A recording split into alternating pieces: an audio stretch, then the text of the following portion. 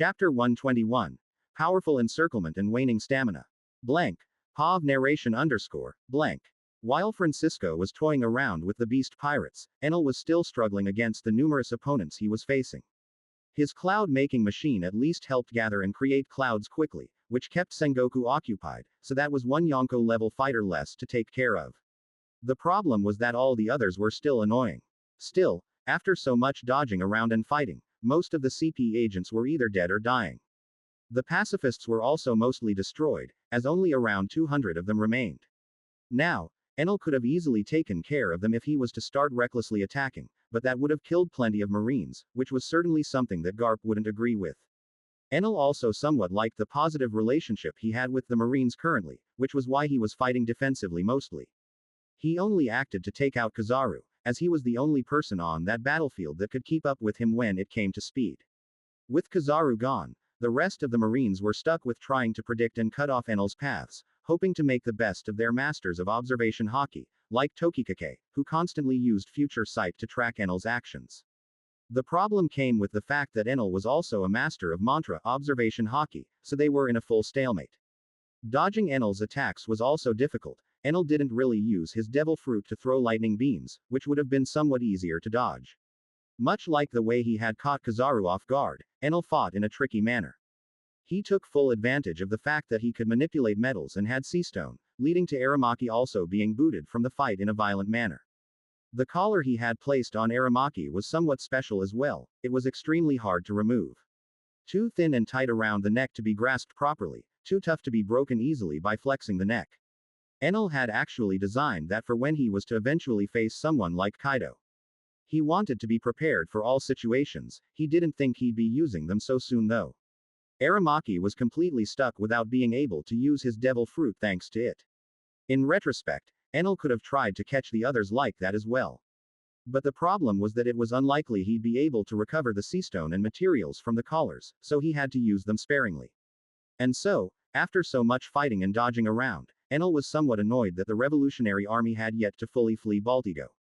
They seemed to be loading up as many books as possible. The library of Baltigo was vast. It was clear to Enel that the revolutionaries were taking advantage of the fact that he was holding back the invasion. At least that was what Enel assumed. The non-fighters were already off the island from what he was able to tell, but a majority of the soldiers were loading up various crates with books and other items. Enel assumed that the manuscripts for the poneglyphs were loaded up on the very first blimp that left the island, so he wasn't exactly worried about losing them. But as Enel dodged more and more, he ran into another issue. Stamina. It wasn't like he had trained his entire life and had endless stamina to constantly throw around lightning. Sure, he could still fight, but he didn't have a lot left in the tank. Creating that gigantic lightning dragon earlier without any clouds took a lot out of him, and it had to be used up quickly as well. Single quote. I was planning to rush to the Holy Land after this, but I guess I'll have to postpone it after this. After all, this attack had left the world. Government's base scarcely defended. The only people that were likely present there were some stronger members of the CP in Kong. Enel wasn't afraid of any of them. IM was also a factor, but if anything, Enel was confident in his speed. Even if IM would be able to kill me, I can always dodge an attack or run away. But I won't be able to attack the Holy Land while too tired to blink. Currently, Enel figured he'd try something, as he realized that the situation was becoming more and more difficult for him with each passing second. Enel appeared in front of Akainu, who greeted him with a magma fist to the face. The Lighting Emperor's head was seemingly blown apart, reforming in the next second as Enel smiled at Akainu through the magma. You can't burn me, Akainu. Enel's words rang into the Fleet Admiral's ears, as more and more magma covered his body. I think we both can see that this isn't going anywhere, Fleet Admiral, Enel said as he shook his arms, patting the magma off of his body without any issue. Quote. I don't like this either. But we can't retreat right now. We received orders to destroy this island completely, and take out any revolutionary inside. Akainu didn't stop trying to submerge Enel in magma as he spoke. So we're just going to keep banging heads here. I think it's become quite clear that you guys won't get past me with this invasion. HMPH. You're saying that, but your movements are becoming more and more sluggish. How much longer do you think you'll be able to keep this up? Akainu's words were accompanied by a glare. Enel simply scowled, shaking the magma off of his body one last time and jumped backwards. In that next instant, a yellow light flashed behind him, and he was forced to tilt his head to the side as he rolled around in the air, dodging an extremely powerful and quick kick. Enel had noticed Kizaru getting up, so he managed to react in time, but that didn't mean the situation was any better for him. As he was dodging Kizaru's kick, a volley of bullets tried to cut him off in every direction. He quickly turned into a bolt of lightning and flew off, one of the bullets lodging itself into his back as he fled to the clouds. Injuries are accumulating, huh, Enel? Even if you are strong, there is a reason why no Yonko would ever face the entirety of the navy alone. Sengoku said as he directed one of his palms towards Enel, releasing a massive shockwave and pushing Enel in a different direction. The Lightning Emperor shrugged off the shockwave, only to notice that he was sent flying towards Fujitora, who had been taking his time and floating up pieces of metal in the air, both from ruined ships and from destroyed pacifistas. With a grunt, Fujitora seemed to send a purplish ball right at Enel's torso. Enel turned to dodge immediately, only for his path to be once again cut off by a volley of bullets, light beams and black ice spears. That ball hit Enel's leg, and the Lightning Emperor could only grunt as he felt that small ball of gravity pull him towards it. And that powerful pull seemed to work on all of the nearby scraps as well, quickly attracting everything nearby.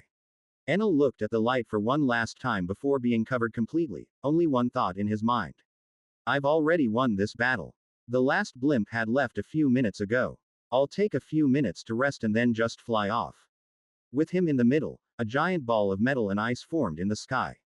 Spanning hundreds of meters and looking about as large as the meteor Fujitora had almost dropped on the island. The gravity-altering admiral raised his hand towards that sphere, grasping as he compressed the man-made meteor into a 100-meter diameter sphere, making it look somewhat like a marble in its smoothness. Sengoku then acted quickly, grasping that giant sphere in his palms and turning it completely black. Fujitora then also landed on the ground, somewhat tired as he looked at the giant sphere he had created. Have we finally managed to contain him?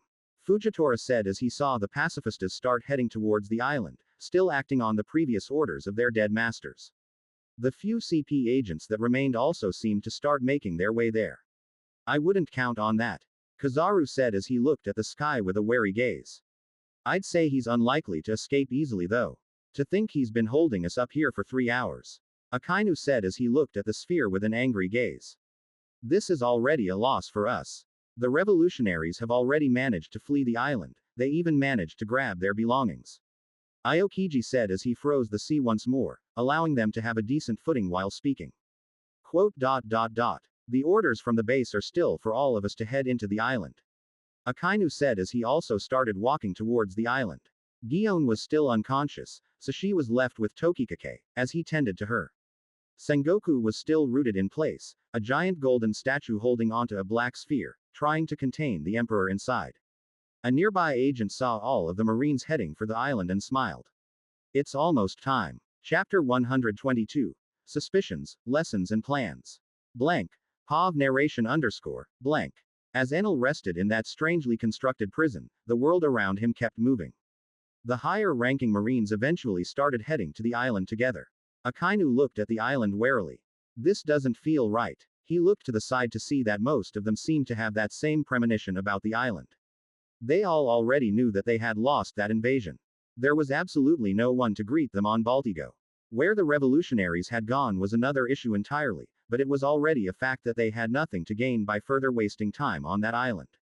They should have just let me start a war with the Big Mom pirates. Akainu was righteously pissed off. With the forces they had gathered that day, taking out the Big Mom pirates was actually highly possible. The world government certainly knew that Enel was working with the revolutionaries, so it was likely that the 5 elders wanted to take care of both Enel and the revolutionaries at the same time.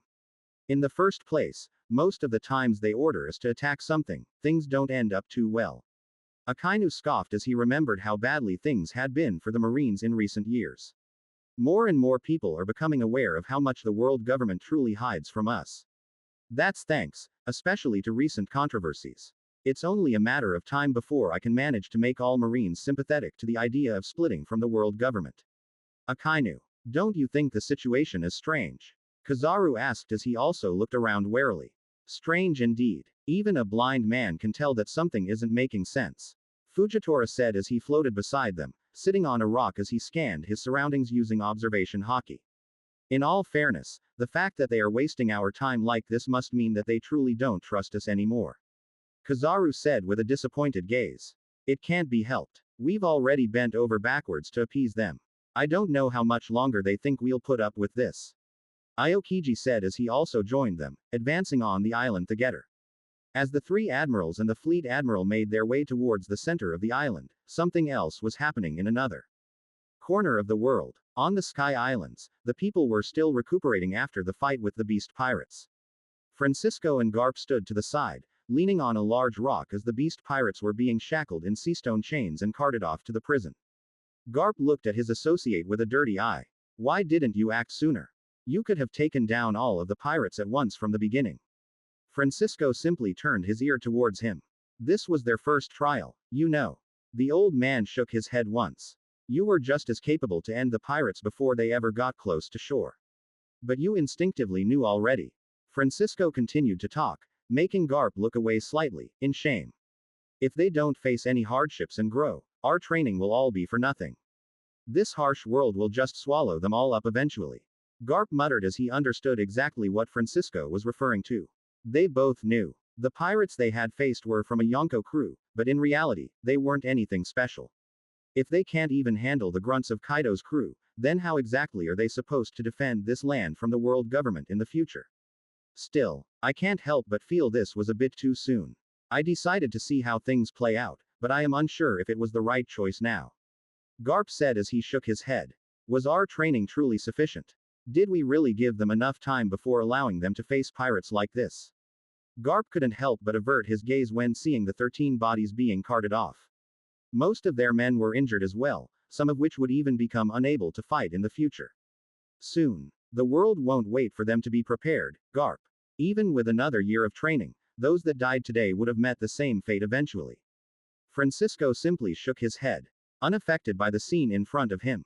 The old pirate had long since become used to seeing people die. But even worse, he was used to seeing younger, ambitious people die in the pursuit of greatness. Many tried to sail the high seas, but the vast majority of them actually either died trying or became grunts to higher powers. The only exceptions to the rule were people that actually grew strong enough by undergoing countless hardships and surviving repeatedly. They rose to become the top dogs, the leaders of the seas. And in truth, only they mattered and only they could really be considered free. Pirates that tried to surround themselves with as many weaklings as possible never made it far.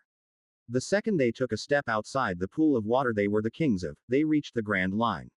And the Grand Line in Francisco's time was only reserved for the most powerful pirates in existence. Those that weren't up to snuff would be chewed up and spit back out if they were lucky, otherwise, swallowed entirely. Francisco didn't want the people that he was teaching, and the people that his new captain was leading, to end up as mere grunts to a higher power. He also didn't want them to end up dead. So this was the only solution. Throw them to the meat grinder. Those that survive were meant to survive, those that die would have died in the future anyway. It was a bleak train of thought, an extreme measure. But Garp could understand it. Rather, it was also what had crossed his mind. However, his sense of justice was what made him hesitant. Meanwhile, Francisco had no such qualms. To him, only loyalty mattered, he had no particular moral compass to speak of. As long as someone was an ally of his, then he considered that person a friend. And he saw betrayal as the ultimate sin one could commit. Which was why he was excited at meeting Kaido once more. That little dragon. I wonder if he knew about Newgate's betrayal. He certainly didn't help us when the assault at God Valley happened. But, Francisco couldn't help but shake his head in the end. Clinging to the past won't get me far. Better focus on the future instead. However much I have left of it. The fight still ended in our favor. Not that many lives were lost. You could say that we were lucky. Francisco simply sighed as he spoke, and Garp seemed to perk up instantly. Quote. Our fight is certain to have caught some attention from down below. Garp said as he looked at the sea of clouds with a concerned gaze. Quote. Do you think our cover's blown? Francisco asked as he narrowed his eyes. It's a possibility. Garp said as he crossed his arms, somewhat frustrated by the situation. Well, I'll go inform Gonfall. Time for protocol. Wings, I guess. Good thing Enel thought about these things beforehand. Francisco said, as Garp simply nodded a bit. And so, the cleanup on their side continued, with Francisco heading for Gonfal's office, and with Garp somewhat disillusioned at the situation still. As the wars were dying down on both fronts, the Sky Islands and Baltigo, the situation became rather lively in the Holy Land itself. More specifically, at the very top of the world, the empty throne's room. A shadow figure was staring with bored, emotionless eyes at the large map in front of him. At the bottom of the staircase, 5 old men were prostrating themselves to him. Lord our agents on the scene have confirmed that the Marines are heading towards the center of the island. One of the 5 elders reported as he faced the ground. The excitement in his eyes was palpable.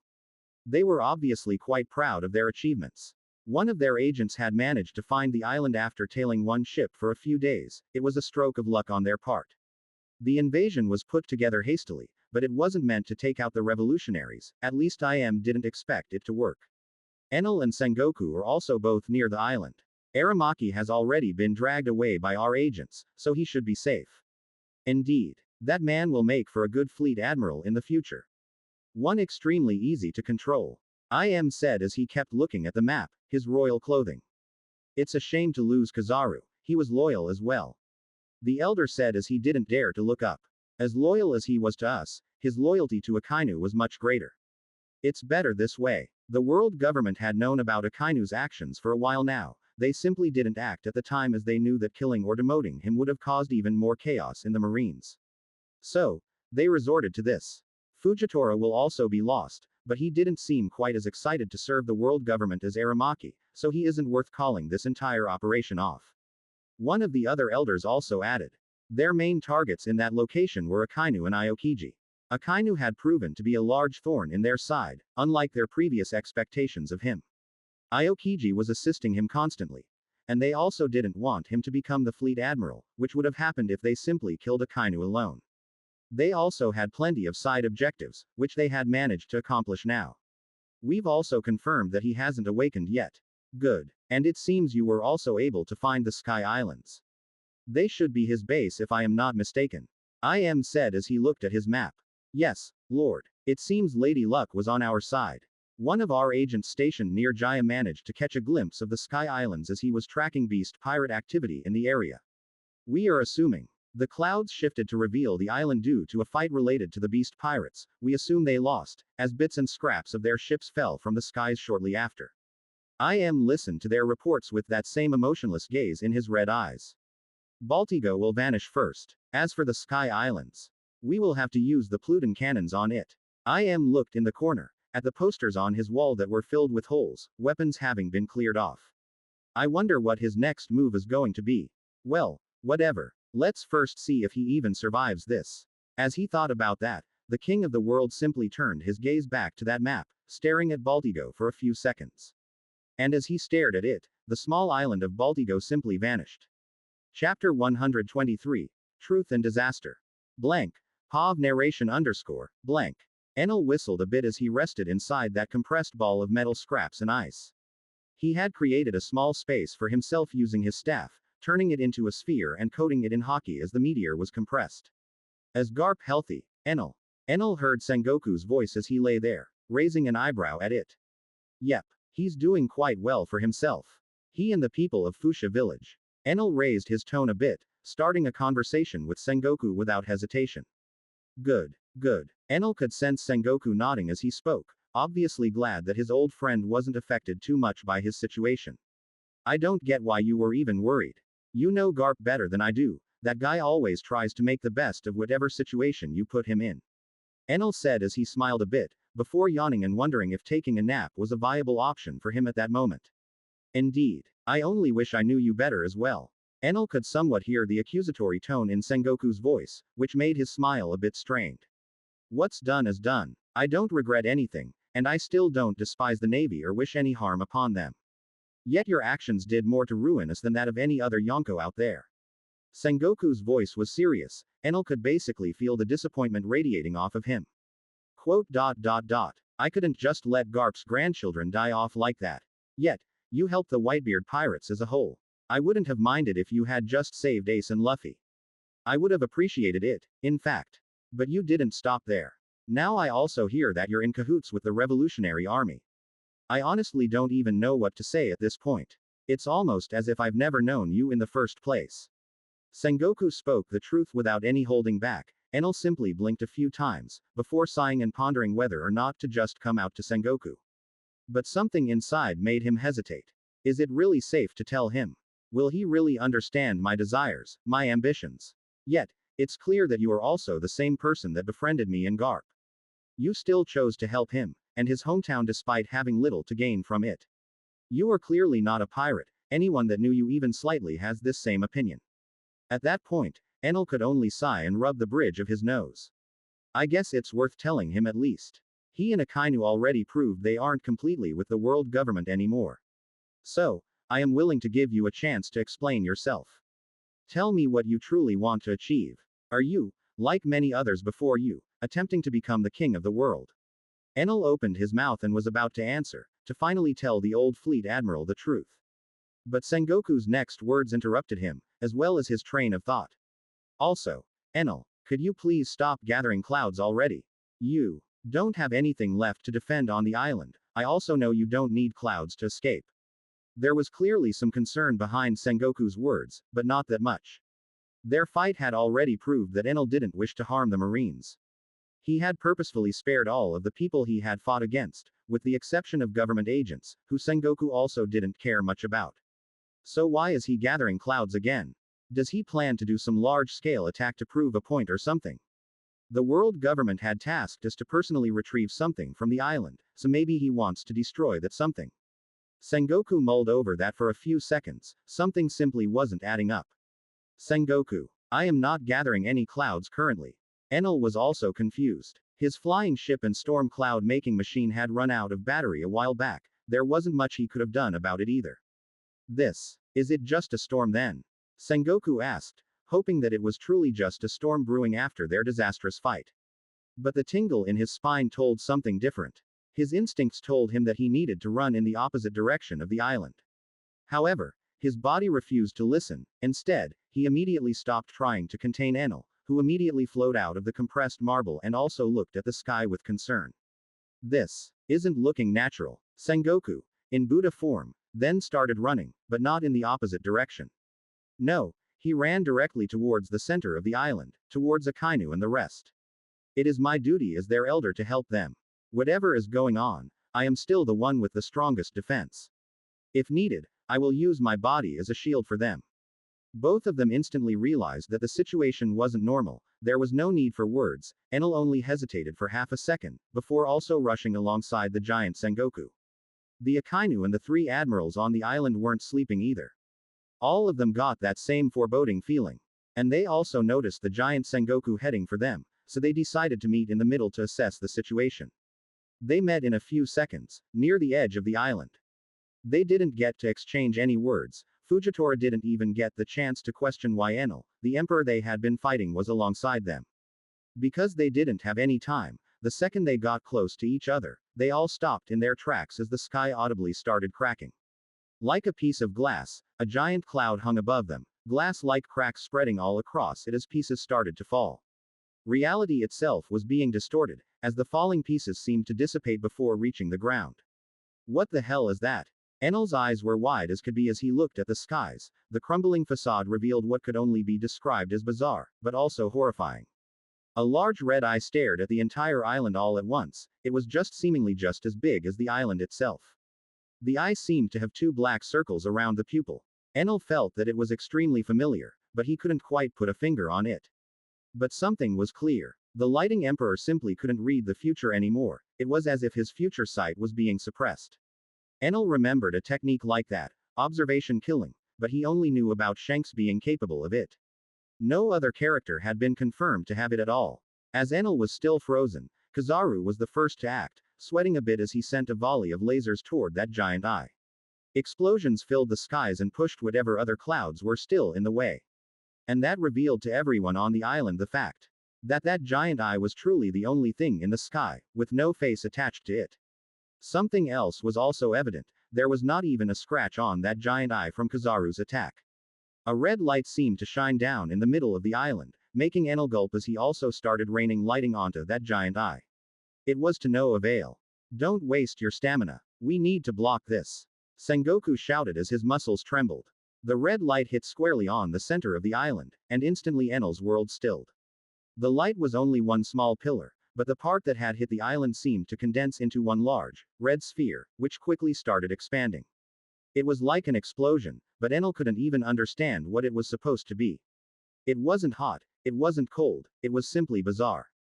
Enel noticed that the ground was simply being disintegrated before him.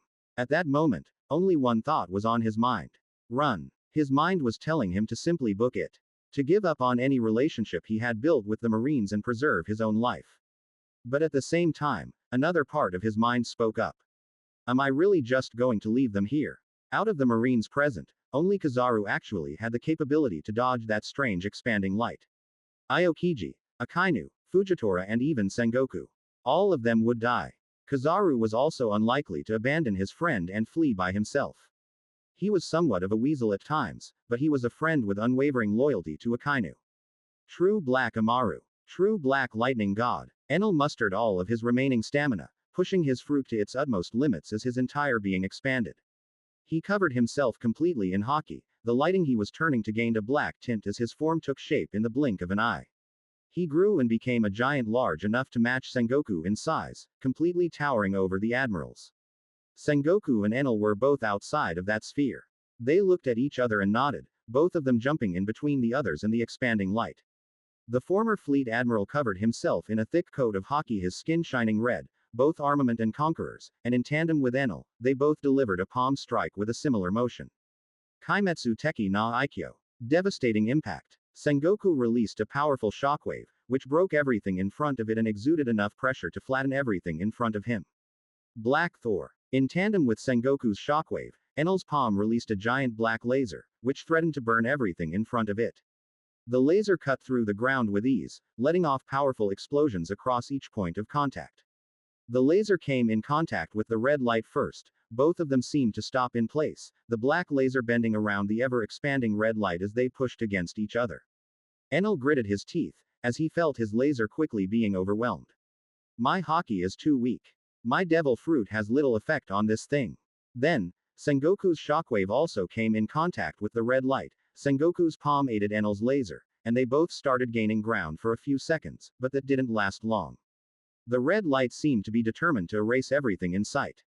And just as quickly as they had made some progress in holding it back, it pushed back with a lot more force. Kizaru also tried to aid them, shooting off laser after laser towards that expanding light, covering the island in explosions. Akainu's fists turned gigantic, as he shot dragons of magma towards the red light, only for them to be brushed off just as easily. Aokiji sent black flying ice birds towards it, only for all of them to disintegrate completely. When coming in contact with the light, in but an instant, the red light was already touching Sengoku and Enel, more specifically, it had come in contact with their palms. Both widened their eyes, as enormous pain seemed to spread throughout their bodies from that point of contact. But neither of them seemed willing to step out of the way. No, instead, Sengoku slammed both of his palms into the red laser, screaming through the pain as he pushed against it with all of his body. Akainu was mad at himself for not being able to do more. He tried to continue to use magma, shooting more and more towards it, but nothing seemed to work. Then, his field of view was quickly cut off. Fujitora acted just as soon as he noticed that the light couldn't be stopped with their attacks. He acted to defend Akainu, Aokiji and Kizaru, the people closest to him.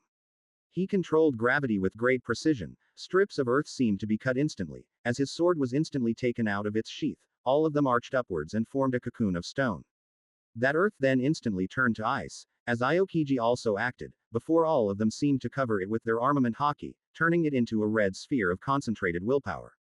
Enel and Sengoku both stood in front of that red sphere of earth and ice, both trying their best to stop that light. Slowly but surely, Sengoku noticed the skin on his palms being peeled off violently, revealing his muscles. Enel noticed something similar with his form. He was to the point where he was bleeding in his lighting form. The light continued to expand, pushing Enel and Sengoku more and more, as their feet broke the ground behind them. They wended up at each side of the red sphere formed by the rest, their haki combined, finally managing to put a stop to the laser. Enel was happy for but a moment, as he felt that half of his arm had already vanished. Then, another explosion happened, and he completely blacked out. The last thing Enel could see was a gigantic red flying slash fighting against the red light. Chapter 124. Protocol, Wings. Blank. POV narration underscore, blank. Francisco and Garp were both unaware of what was happening at Baltigo. Instead, they were both more concerned about what could happen to the Sky Islands. Protocol Wings was never a finished project, to begin with. But Enel isn't answering, and we can only act. For now, we have no other choice.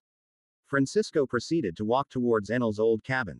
He had already gotten Gonfal's approval to initiate Enel's plan. After all, even if their position wasn't given away by the clouds moving from their fight, then they still needed to worry about Kaido, who likely would pursue them and could know their location at all times as long as they still kept prisoners from his crew. Me and Garp should be able to take care of that dragon brat, but the island certainly won't be safe for everyone else, so it's better to just avoid confrontation altogether. He continued to make his way through the forest with ease, jumping from tree to tree as he navigated around with ease. Francisco stepped through the front door without bothering too much. He was currently in Enel's small and unused cabin made on the edge of the upper yard. In the middle of the room was a large golden lever. It was the switch for Protocol Wings, and it had been made there for one reason. At the edge of the island, shrouded by clouds, a giant metallic turbine could be seen. It seemed to collect energy from the wind around it, flowing through the clouds constantly and rotating alongside the wind. Further to the side, the turbine was connected to 4 different powered rotors. All of the construction was made using a mix of regular gold and what the sky people called iron. Clouds. Enel had been working on that mostly as a side project, precaution in case something happened and the Sky Island needed to be moved.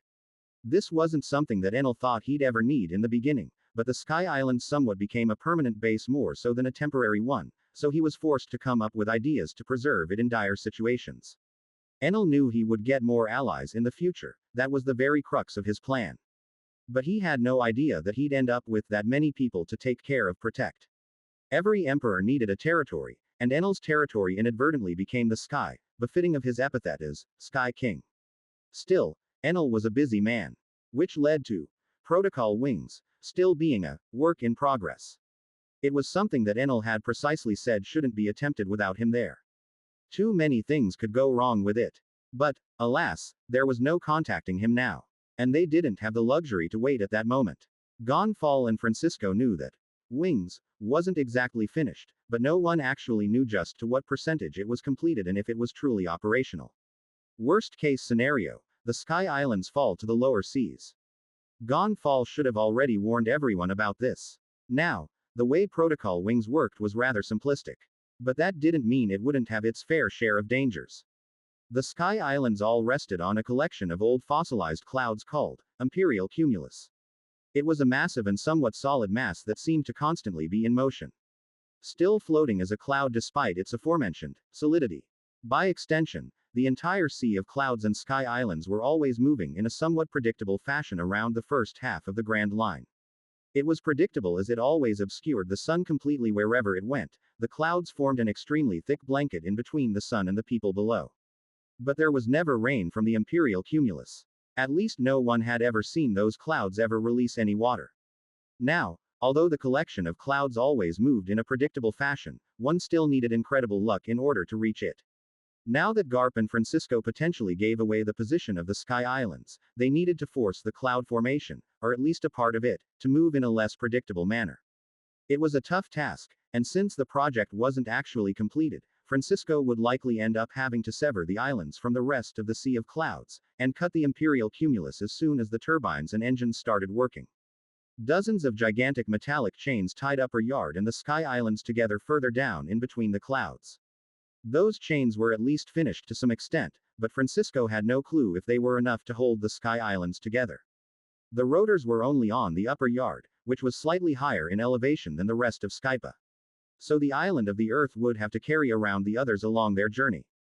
Moreover, to ensure that Upper Yard didn't slip away from the piece of imperial cumulus it rested upon, it was chained using iron clouds and mended together to the imperial cumulus by a few workers.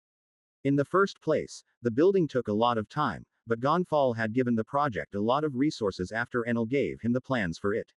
This machinery likely won't work for long without Enel powering them. The turbines only got to generate so much energy. There are also too few of them if we want to have a positive energy output. The second these rotors turn on and the islands start moving, we'll be bleeding energy. Let's just hope we're able to move away far enough. They also had an emergency motor that provided more electricity tied to the rotors. It worked using thunder dials, but even that wasn't really enough to compare to the power of Enel's devil fruit and the constant voltage it could provide. Even worse, the thunder dial battery wasn't even tested, so they didn't know if it was even functional or if it would catch on fire and blow up in their faces. Francisco used to be a mechanic for his crew. He played that role as he had always been interested in complex machinery. He had helped build many of the components of protocol wings, but even he couldn't give an exact estimate as to how they would all work together. Well, only one way to find out. I certainly don't want to test my blade against a Pluton cannon with my body in this state. And so, Francisco pulled the lever, and Garp got into position, watching the chains that connected the islands with a close eye. His task was to make sure they held up and to try and reinforce them quickly if the need arose. Some of their students were also present, those that were still in good enough shape to help out. They were all wielding dial, prepared to use iron clouds to reinforce the chains if the worst-case scenario materialized. Gonfall told everyone to brace and prepare themselves for a sudden shift. Not everyone knew about the protocol, but they all followed Gonfall's words, as they respected him as their leader. Francisco covered his hand in hockey and placed his hand on the lever. Electricity cut around it, as he immediately pulled the lever, ignoring the sensation of his muscles contracting. He then immediately ran over and jumped on a chain, standing perfectly in between the islands as he took out his cutlass, covering it in a thick coat of both armament and conqueror's hockey. His mechanical glove grasped tightly onto the cutlass, as he huffed a bit and took a deep breath. Just as the rotors were starting up, he jumped upwards the chain he had been on dangling a bit as he took off. He reappeared above the islands high in the sky and released a powerful slash towards the Imperial cumulus. Sever. That flying slash seemed to turn completely red as it formed, becoming larger and larger as it flew towards the dense cloud formation and the sea of clouds. They posed no resistance to the powerful slash. The clouds parted to accommodate it almost instantly just as the rotors started working at full power. Just like that, Upper Yard started moving slightly in the opposite direction of the ancient cloud formation. It was slow, but would surely pick up speed as the motors spun faster and faster. The chains between the islands rattled as Francisco landed back on one of them, huffing a bit as he felt the condition of his body slowly deteriorate. This and those newbie brats from earlier and their small invasion. I really shouldn't be straining myself so much. But he didn't stop there. He placed his hand on the iron cloud chain he was standing on, making it turn completely black as the other chains also started straining, pulling Skypa along with the power of the giant rotors. Shit, was the only thing Francisco could think of as the other chains around him started simply snapping. The students acted quickly, but a lot of the chains had still fallen, leading to only 10 of them linking the two islands. Garp immediately jumped towards a chain that had just snapped, grabbing each snapped side with his hands and started gripping them tightly as both sides turned completely black. The students tried their best as the chains shifted more and more, the islands separating slightly. But their dials simply weren't strong enough to handle that much pressure, leading to more chains breaking. The old marine legend roared angrily as more and more chains snapped, and eventually, only 2 chains connected the island. One was being held together by him, and one by Francisco. Both were on the extremities of each island. This is basically our worries materialized. Huh. Francisco pondered as he slouched over and felt the Imperial cumulus get further and further away. Upper Yard had already shifted position, and was in front of Skypa, dragging it along as they gained more and more distance from their previous location. Hopefully, the cloud formation underneath the islands will be enough to hide this whole mess and keep both islands together. Regardless, these islands will gain the speed of a regular ship soon. I don't know how long we'll maintain it, but we will certainly fly far enough. After we run out of energy, we will keep drifting in that direction anyway, so we should be good. Francisco sighed contentedly as he laid down on the chain he was reinforcing, whistling a bit as the students quickly started working to connect the other chains as well. Oi, work faster. I'm too old for this shit. Garp urged the students as Francisco continued to whistle happily. Gonfall looked at the situation with some sweat on his brow, sighing as he hoped for the best. Now, I just hope Enel is safe at this point. Well, he doesn't seem the type to die easily. Ambitious people usually pull through. I guess he'll reach out to us eventually. Till then, we'll just be drifting around. Hopefully not fallen out of the sky. Chapter 125. Awakening and Developments. Blank. POV narration underscore, blank. The next thing Enel saw when he opened his eyes was a wooden ceiling, reminding him that he was still alive, somehow. The next thing he felt was frustration. He always thought that he was at the top of the world when it came to strength. That he wasn't that far off compared to anyone or anything. Much like the original Enel, he had fallen into the trap of believing that his devil fruit powers granted him a godlike status. Well, the first encounter with a force that wasn't affected by his devil fruit led to his current situation. Looking down, Enel could see that he was missing most of his right arm, above the elbow and near the armpit. He only had a small stump left of his arm, and one of his earlobes was also a bit shorter now, his earrings and accessories missing. Only a bit of his staff was left. He could see it at the side of his bed, looking more like a walking stick than a staff. I'm afraid I can't do much more than that. I've never seen wounds like that before. There's also nothing to reattach at all. Enel's mind finally focused as he heard a few voices around him. Slowly he became more aware of his surroundings. He was just laying in a bed, and near him were several people, some he recognized, some he didn't. Enel shook his head painfully as he turned and saw that he wasn't the only one being tended to. Sengoku was on a bed near him, and his condition was even worse. Enel couldn't help but feel ashamed when he saw him. I couldn't even do anything to help him. He still remembered how his hockey and devil fruit had failed him. Sengoku was the one that did most of the job when trying to stop that expanding red light. And it was clear that he had paid the price for it. With both of his hands and half of his left leg missing. The former Marine Fleet Admiral was covered in bandages from head to toe, still unconscious. Seems one woke up, the doctor said as he scoffed a bit. Enel blinked a few times, as he finally looked at the people that had been talking in the room. He instantly recognized the doctor, a rather stocky and muscular old man, with a bald spot on the top of his head, but with white hair with yellow flower petal-like things at the sides of his head. He also had a white beard that split into two parts. Besides that, he wore a pink shirt along with bluish-gray shorts with sandals. Enel realized that the man he was looking at was no one other than Crocus. The man that had served as the doctor for Galdi. Roger's crew. The hell. Then Enel saw the other person that Crocus had been speaking to. And realized that it was none other than Red Hair Shanks. It wasn't hard to tell. Tall, muscular and tanned. Wearing a white shirt, a pair of baggy pants and a black coat draped over his shoulder. Missing an arm, while the other rested on the hilt of his blade of choice, Griffin, a relatively long saber, only one edge of it sharpened and with a green hilt and golden arm guard. Sky King Enel, the newest emperor of the seas. I honestly hoped we'd meet under better circumstances. Shanks scratched the back of his red hair as he spoke. His hand quickly returned to resting on the hilt of his blade as Enel slowly got up from his bed. The lighting emperor ignored the pain that shot up through his body. I guess he's still on guard around me. As laid back as he always is, at the very least he's a careful person. Enel didn't truly know much about Shanks, as the show hadn't shown much of him either. He knew he always seemed laid back in the short few scenes he was actually in, but that was about it. What happened? Where am I? And where are the rest? Enel asked as he tried to extend his right arm towards what remained of his staff. His stump only moved a bit, and Enel scowled at the pain. Shit. It might take a while to get used to this. Shanks simply tapped Enel on the shoulder, sighing a bit in understanding after seeing the way he had reached out for his staff. The red-haired emperor had been left-handed before he lost his entire left arm. He realized that Enel was likely in a similar position. We're on this brat's ship, and the others that woke up before you already left. Weren't too keen about it, but that revolutionary dragon took them with him. Crocus said as he walked over to Enel and started looking at his body for a bit more. Enel narrowed his eyes when hearing that the former Marine head figures were currently off somewhere with Dragon. You're pretty willful. You should be in no state to be moving around right now. Crocus said as he crossed his arms. No time for rest, unfortunately. Enel said as he looked down to see that he was only wearing a pair of ripped baggy pants. Well, if you were in a hurry to do something, then you might not like the next piece of news. Shanks spoke up with a strained smile from behind Enel. You've been out for a week already. A lot of shit has happened. Crocus said as he scowled a bit and poked around at Enel's wounds. Enel instantly turned white when hearing that. He quickly remembered about Sky Island being found during the war, so he immediately started assuming the worst.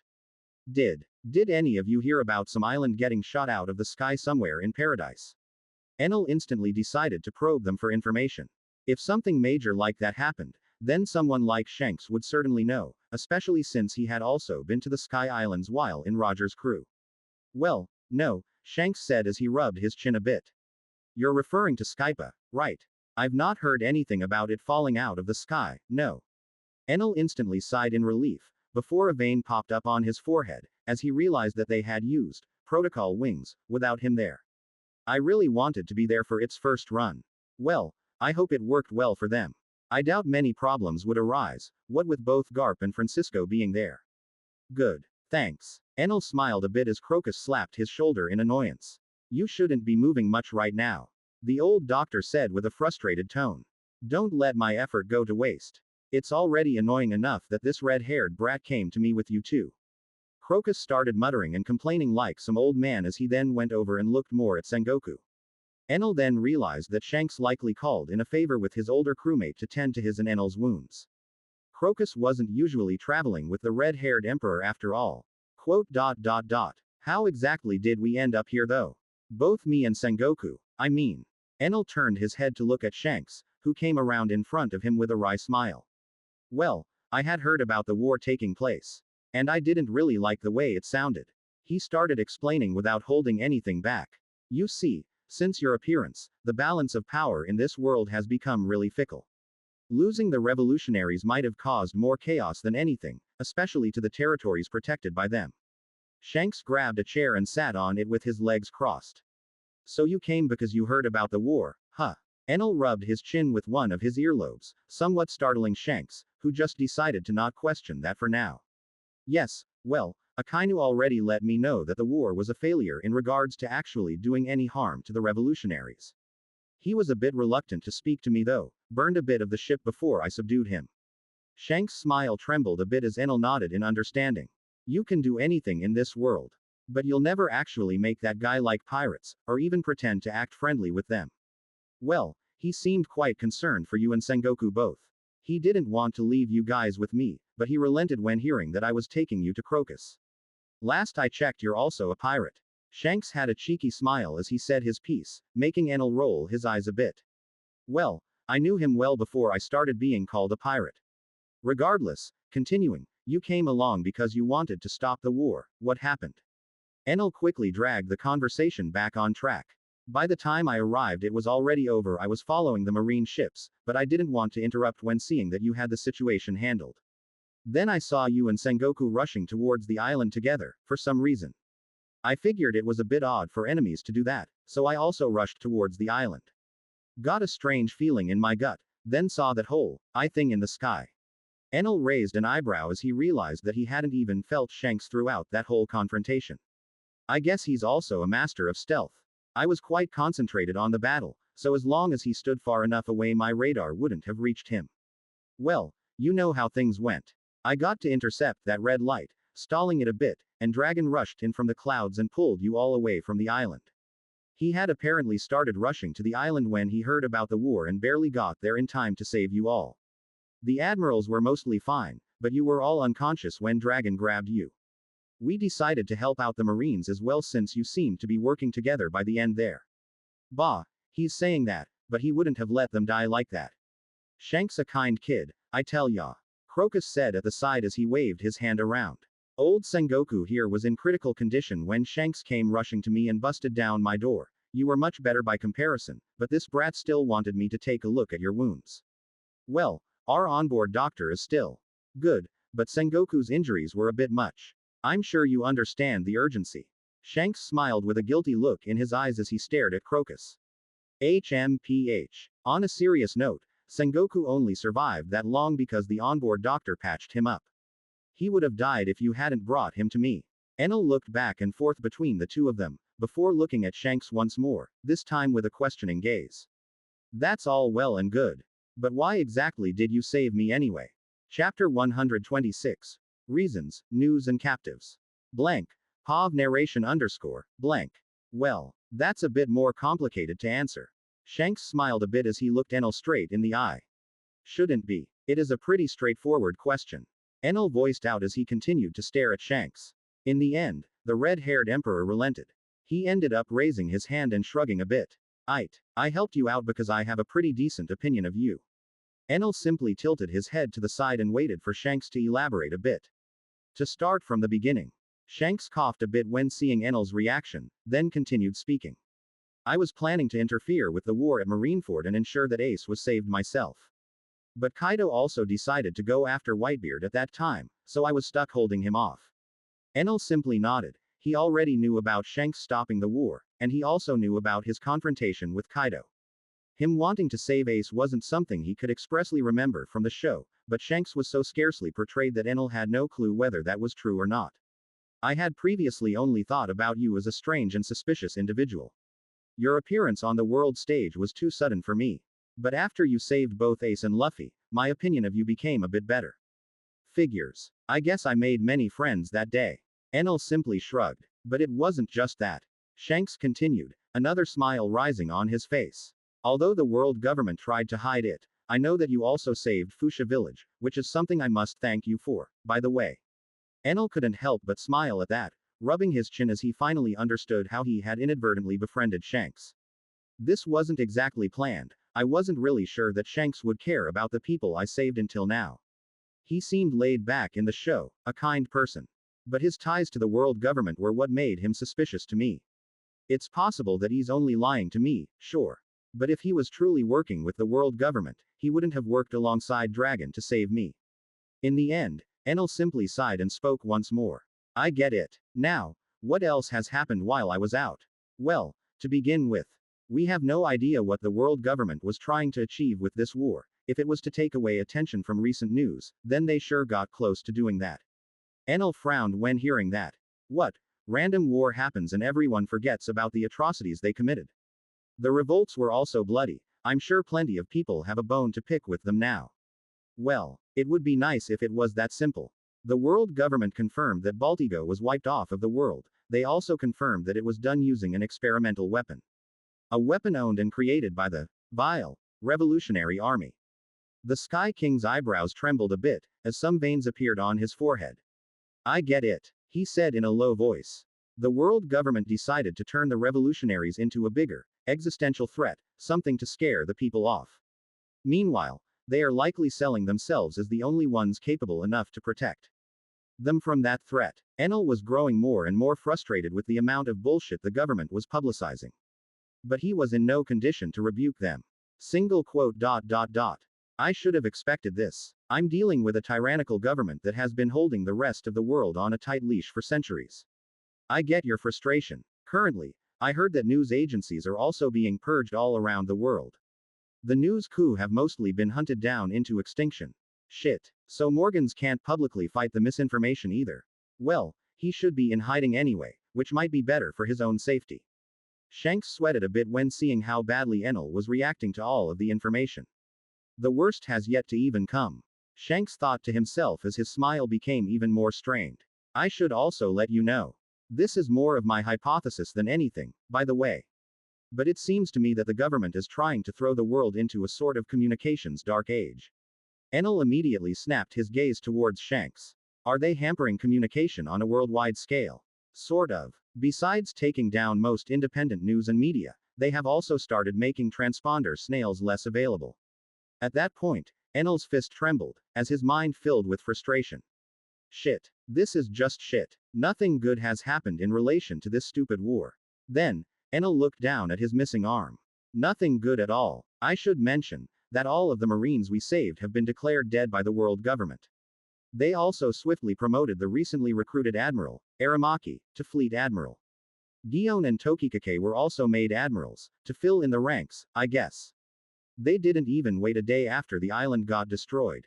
Almost as if they were expecting that. This is the main reason Akainu and the rest agreed to go with Dragon instead of returning to the Marines. Well, thanks for telling me all of that. Please tell me there's no other bad news from now on. Enel looked at Shanks pleadingly, and the red-haired emperor simply shrugged. Well, I wouldn't say there isn't any more bad news. There isn't any more news at all. Right. Communicational dark age. Enel simply rolled his eyes at that. Indeed. Well, you should rest for now. Crocus and I will leave you alone for a bit, to digest the information. Shanks then got up, realizing that Enel likely needed some space. He also needs to come to terms with the loss of his limb. I bet mine on the future generation, so I didn't mind, but he lost it in a war, so our situations are different.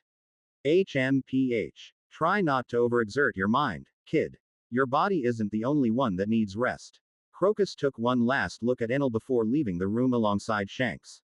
The situation just became 100 times more complicated. If not even Shanks is able to stay up to date on information, then the world government really is going all out. Enel then came to a realization. Wait a minute. The world government has currently alienated a lot of powerful figures. They've technically lost a lot of fighting power. All of the high-ranking Marines, well, most of them, are gone. Only Kong, Aramaki, Weakling, Gion and Tokikake are defending the Holy Land. There might be more powerful CP agents there, but that still puts them at a disadvantage against most Yonko crews. Enel slowly tried to stand up, leaning on his cane as he smiled a bit. In the past, I was hesitant to attack them because of Kizaru and the others, all of them together could have proved an annoying fight for me. But with him gone, Enel started slowly walking around the room, trying to give his muscles some work to do, as they had been dormant for a while now. Should I just attack the Holy Land? Well, take shots from a distance, more likely. Enel then felt a shudder in his spine, as he finally remembered that large eye in the sky. Something that his mind had been pushing aside for a while now. No. At the time, I couldn't think much about it. But that eye looked familiar. IM only appeared once or twice in the whole story, but his appearance was always memorable. A strange inkling of fear appeared inside Enel's mind as he remembered that I can't face something like that as I am now. Even attacking from a distance, I have no assurance that he can't just erase me. In the end, Enel simply grasped at his missing arm, before he decided on something. Alone, I stand no chance against it. Right now, the only powerful thing about me is my devil fruit. It may work on others, but it seems that I couldn't affect either that red light or that eye in the sky. He really only had one choice. I need to train my hockey. I also need to train my conqueror's hockey. I should visit Big Mom first, to make sure everything is fine. Then, Enel remembered something, and his eyes widened. Wait, Kaido's crew were fighting on Sky Island. I think that CP agent mentioned them. Doesn't that mean Kaido will track them down after Garp and Francisco beat the shit out of them? Pretty sure Francisco won't kill them. Shit, I need to get there. Well, I'm in no real state to face off against Kaido, honestly. Garp should manage, and Francisco himself is nothing to scoff at. In the end, Enel decided to just trust his associates. I didn't work hard to make so many allies just to end up doing everything by myself. Though I should still make sure. And so, Enel decided to return to his bed and rest for a bit more, unaware that just as he did that, Kaido also finally decided to check on his subordinates. What the hell are they doing? I figured it might take them a while, but it's already been a week, and they aren't responding at all. Kaido sipped some sake, like the drunkard he was, and then looked at the floor for a bit. Both Huzu and Sasaki died judging from their Vivre cards burning up. But King and Queen survived. I don't know what happened, but I'm assuming they won. Unless, did these buffoons get captured? And so, Kaido decided to take it upon himself and track his subordinates down. As he took off, the Sky Islands were still drifting along, a large cloud to the people below, nothing out of the ordinary, but Gonfall was a bit frustrated. We lost any power we might have had for the rotors. We've been drifting for the better part of a week. When is Enel coming back? The turbine meant to harvest energy wasn't doing much at all, only serving occasionally to turn on the rotors before running out of fumes. They were basically completely at the mercy of the winds. Garp and Francisco both didn't seem to care about it though. Francisco was too busy training Wiper, their newly awakened genius. And Garp was still drilling the remaining Sky Island defenders. Everyone was now filled with determination to get stronger after their pathetic loss to Kaido's henchmen. And Kaido's men were currently all still chained up in several jails, waiting on a verdict. Gonfall was still unsure whether or not to execute them or use them as slave labor. They still needed to construct plenty of things, and they also needed to perform constant maintenance on the chains that tied Upper Yard and Skypa. Most of the people on the Sky Islands had any idea what was coming towards them. But both Garp and Francisco were expecting Kaido to roll up on them at any moment. They both knew of his abilities, and they were both prepared to face him. Francisco specifically was excited. That dragon brat better not disappoint me. These old bones haven't had a good fight in ages. Chapter 127. Emperor's Influence and Fear. Blank. POV narration _. Blank. Kaido didn't really know what to expect when he started flying towards paradise.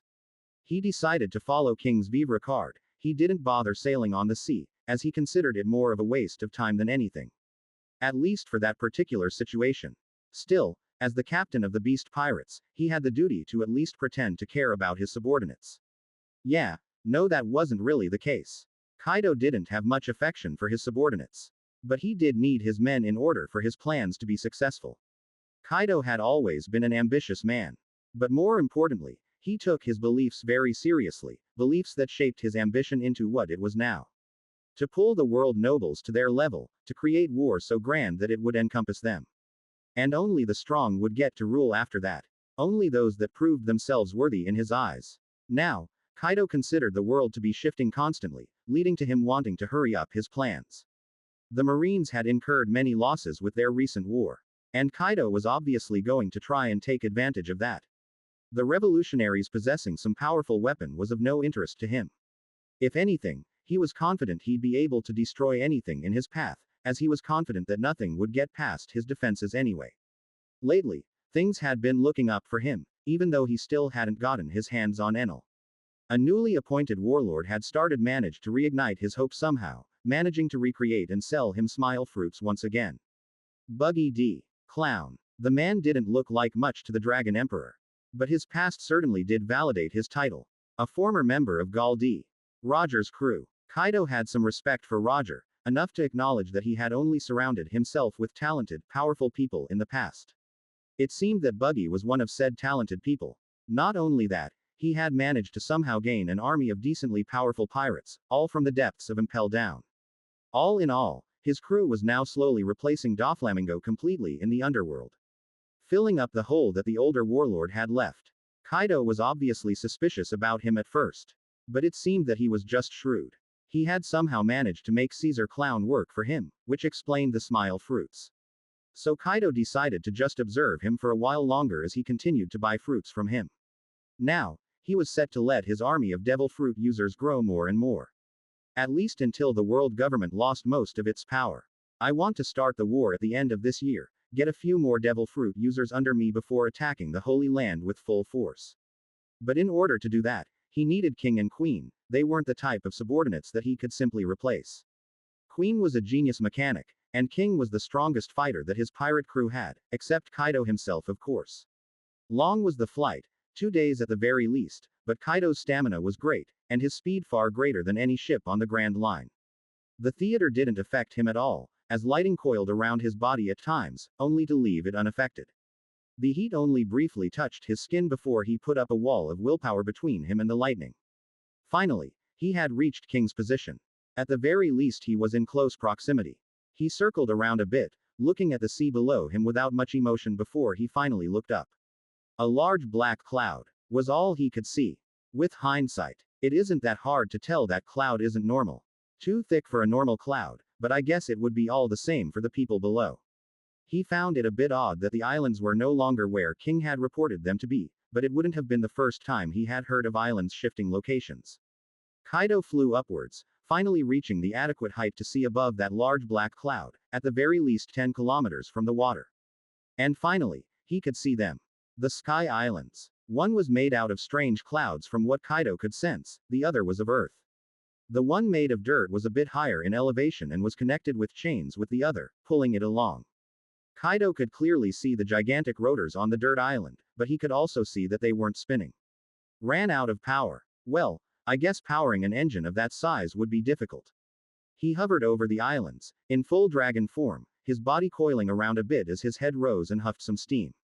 Kaido could sense the weaklings below cower at his presence, some even fainting at the sight of him. How did these worms capture King and Queen? How the hell did they kill Who's Who and Sasaki? He instantly became mad when seeing them. He was angry, both at the people below him and at King for allowing himself to be captured by them. His chest swelled up, as he prepared to spit out a blast breath, to cull the weaklings in that Sky Island for good. But he was forced to stop himself when a figure jumped up to meet him.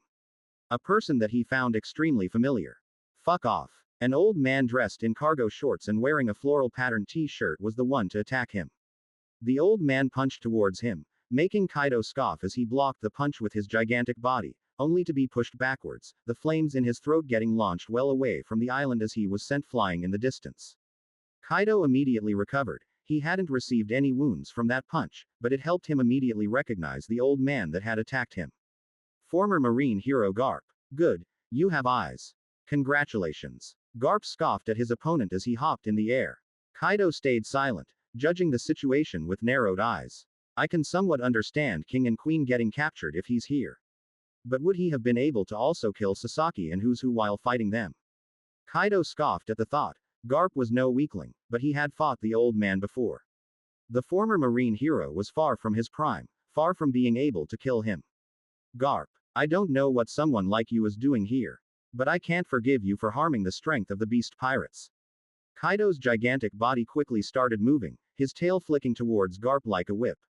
The old Marine hopped over the attack with ease. Kaido wasn't exactly hard to track when in his dragon form, especially for someone with as much experience as Garp. Kaido also scoffed, already realizing that a fight with Garp would never end quickly. He started whipping his tail towards Garp more and more. The old man dodged the hits easily. The shockwaves spreading from those whips seemed to affect the Skypa quite a bit though, as some houses even collapsed. More and more tail whips flew around, as Garp dodged with a scowl on his face. He then noticed Kaido's throat bulging out, as flames started appearing at the tip of his nose. Shit. Kaido is always annoying to fight. But now I also have to take care of the people below. Garp immediately dashed towards Kaido once more, trying to stop him from releasing that blast breath towards the populated part of the sky. Islands. Blast breath. Unfortunately, it seemed Kaido had predicted that move, as he turned his head slightly, engulfing Garp in a concentrated stream of fire. The old Marine was forced to take the hit head on as he turned his body completely black and crossed his arms in front of him. He cursed inwardly for a bit, as he realized Kaido wasn't fucking around and had likely used future sight. Despite his guard being up, Garp was still sent flying into Upper Yard's forests, breaking countless trees in the process, damaging a rotor and fragmenting the ground in the process. The stream of fire continued for a few seconds, fragmenting the ground even more as steam started appearing from the patch of the cloud sea nearby. Kaido huffed a bit of steam as his attack finished. He turned his head to the island, where everyone was looking at him with fear. Kaido huffed and decided to exert his will upon them. If I make them all surrender, then my mission will be mostly over. Garp can't protect them all alone. Instantly, a gigantic aura extended from his draconic body. He roared to the sky as his presence seemed to make most of the people on the island faint. At least it would have. But the second his conqueror's haki flared up, another one rose up to meet him. A baleful aura filled with indignation, one frighteningly familiar to Kaido. That familiarity made him falter for a second, retracting his conqueror's haki into himself, running away from a clash subconsciously. Kaido felt as if his skin was being punctured by countless small swords. The aura washed over him, from top to bottom, as the hair on the Dragon Emperor's back rose. No. My. The dragon brat finally became a fully fledged adult. I am oh so proud of you. Kaido's eyes immediately widened, as he now noticed a figure sitting on a cloud right beside him. Another old man. This time blind, with a body filled with scars. But, even underneath all of those scars, Kaido could still recognize him. His aura hadn't changed one bit. To that day, it was the sharpest willpower he had ever felt in his life. Far surpassing any other swordsman that he had ever met in that aspect.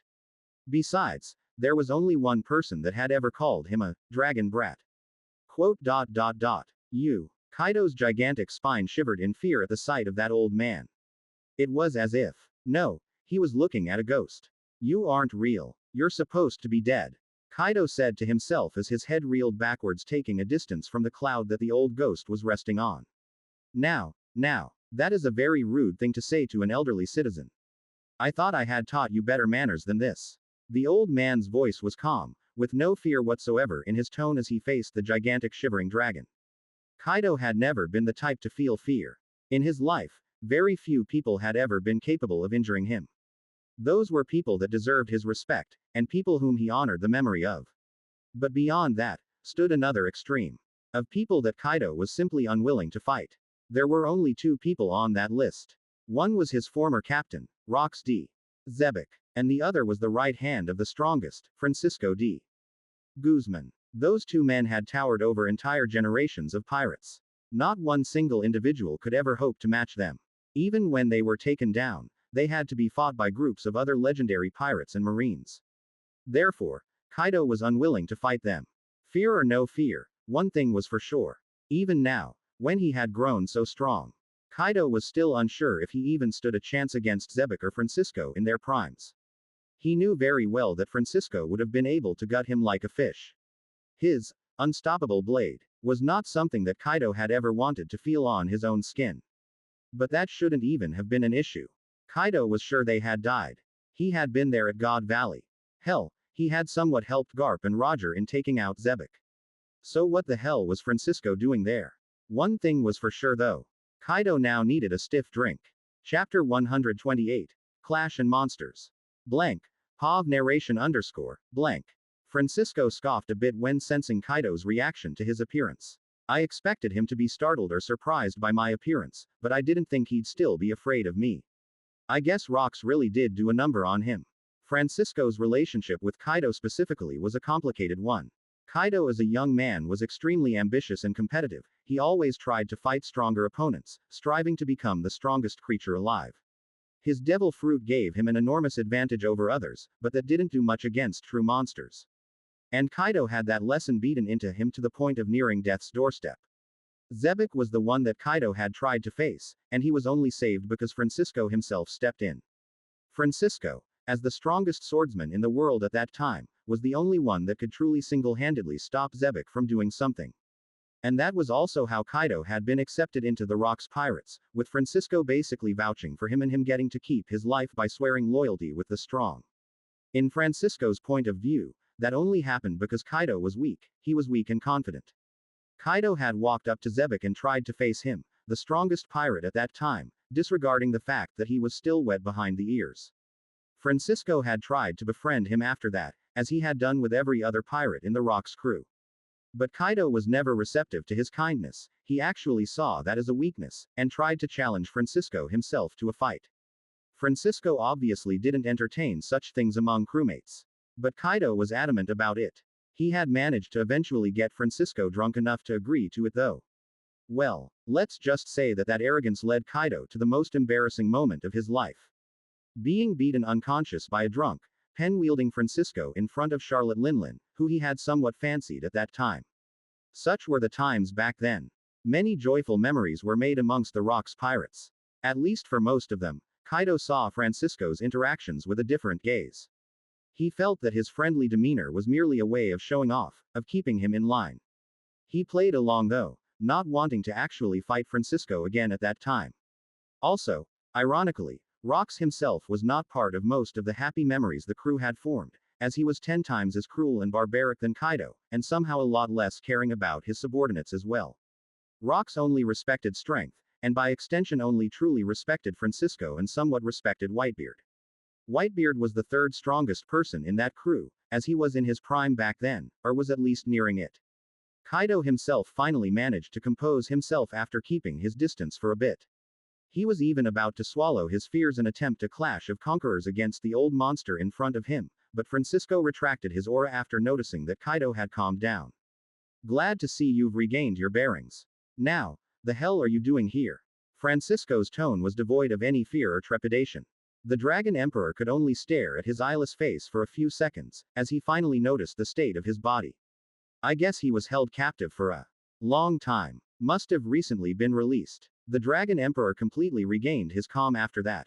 Francisco was dangerous in his prime, but as he is now, it's hard to tell if he can even scratch my skin.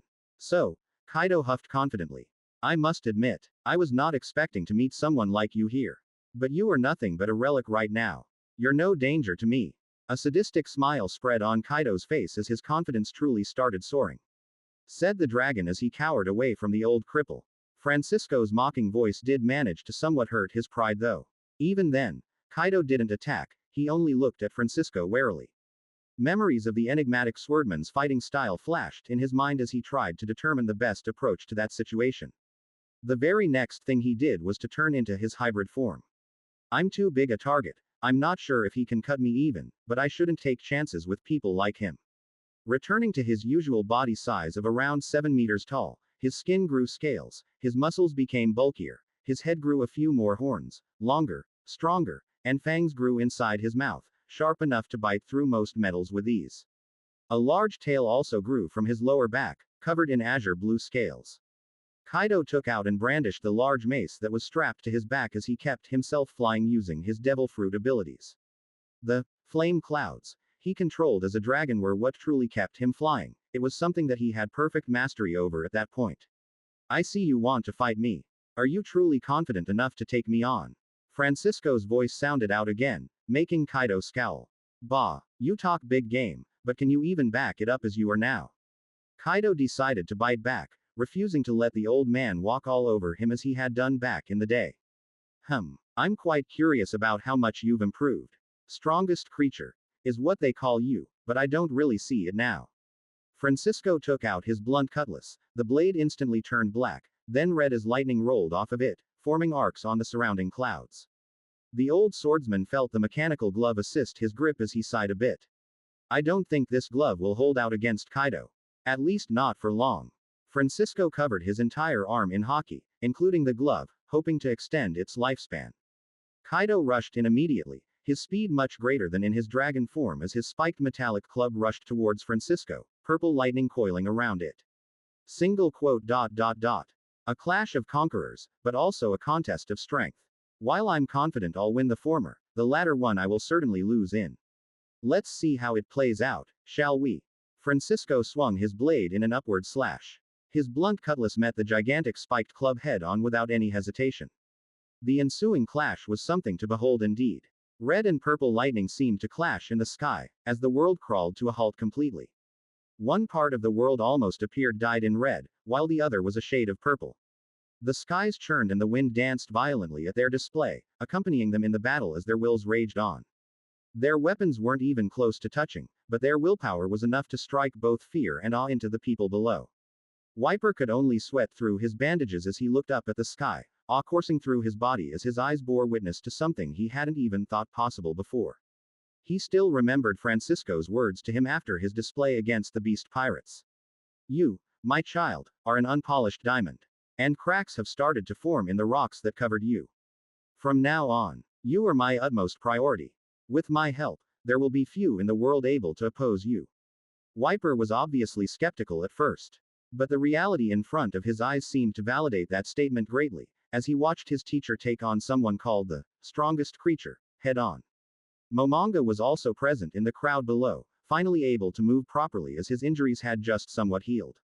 Yet, he could do nothing but watch, as he knew he wouldn't have been able to help in a fight against an emperor. Worst case scenario, I try to stall him a bit. But I can't block more than one attack from him. Even taught one attack is likely going to be at a great cost too. In the end, Momonga could only curse his lacking strength as he watched the clash rage on. After 20 seconds, Francisco was actually impressed. I guess he's not the same brat anymore. But he's still got a lot to learn. Francisco's aura then flared up to completely overpower his, as the Dragon Emperor was pushed back a bit by it, some scratches appearing on his skin as Francisco jumped backwards and slashed his blade towards his opponent.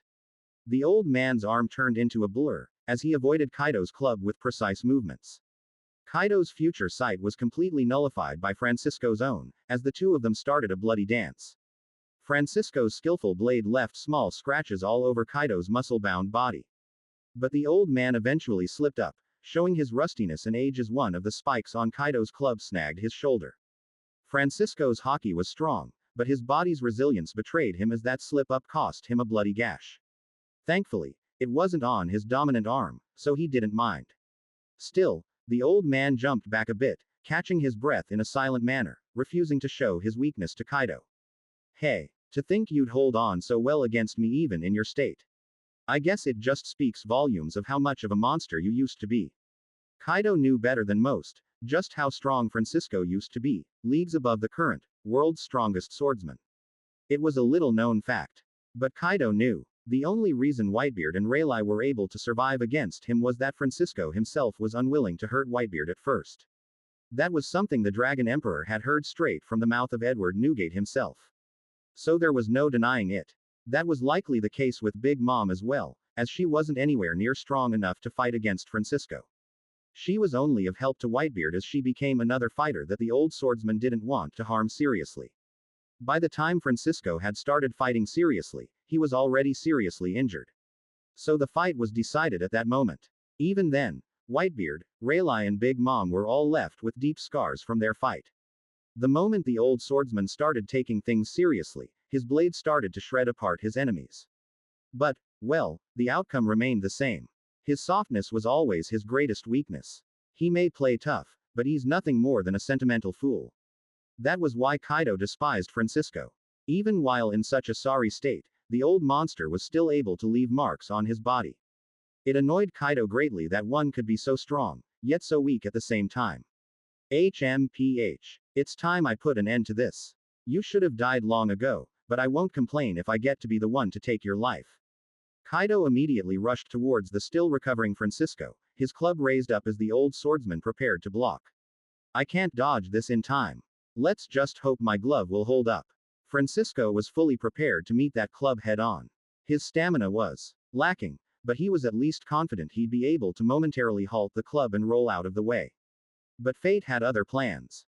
Forgot about me. An angry and extremely loud voice was heard from the side, as Kaido received a shining black fist to the face. The dragon, so confident in his defenses, couldn't help but feel his cheek cave in as that fist made contact with his face.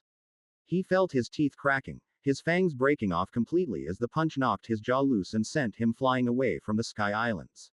Kaido recovered in time, looking with anger as he snapped his jaw back into place, ignoring his cracked teeth. Garp the fist. A man that can definitely injure me, and that I need to be extremely careful when fighting. Then, Kaido was hit with a realization. I'm not fighting just one old monster. I was too laser focused on settling my grudge with Francisco. Kaido looked at the old men in front of him.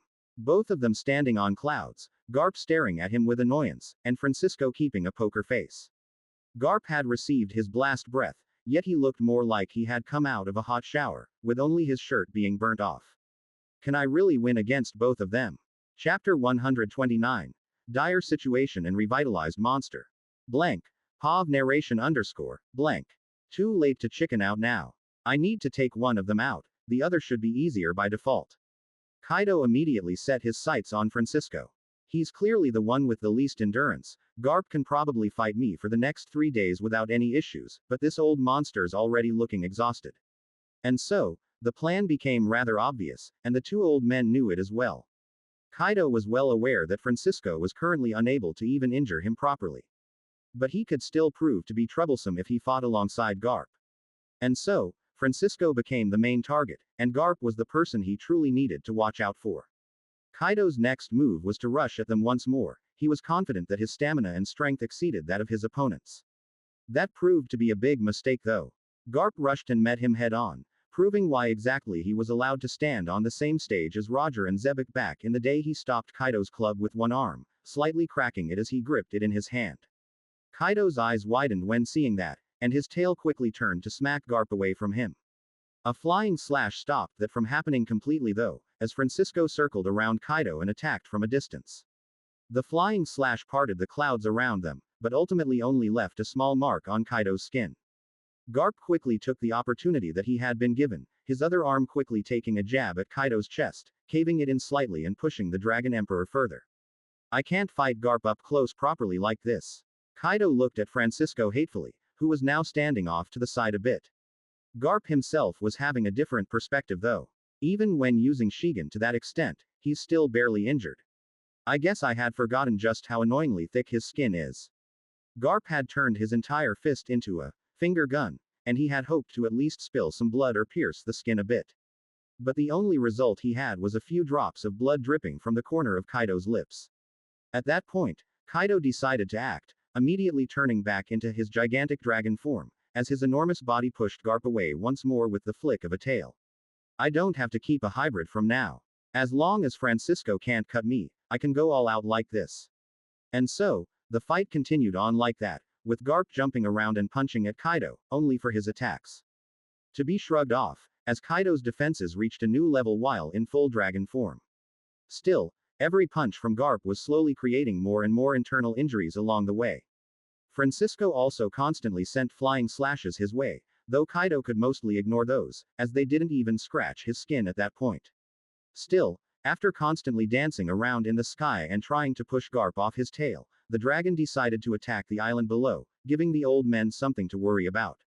Kaido reeled his head back and opened his gigantic maw. Kaifu. Demolishing wind. Hundreds of wind blades traveled at mad speeds towards the island, as Kaido kept his mouth open and swatted away Garp with his tail, ignoring the punch he received in the process. Francisco jumped in front of those flying blades with a calm expression on his face. His hand turned into a blur as he released just as many flying slashes to counteract Kaido's attack. Swift flicks of the wrist created large waves in the sea of clouds, as Francisco's flying slashes met the wind blades head-on.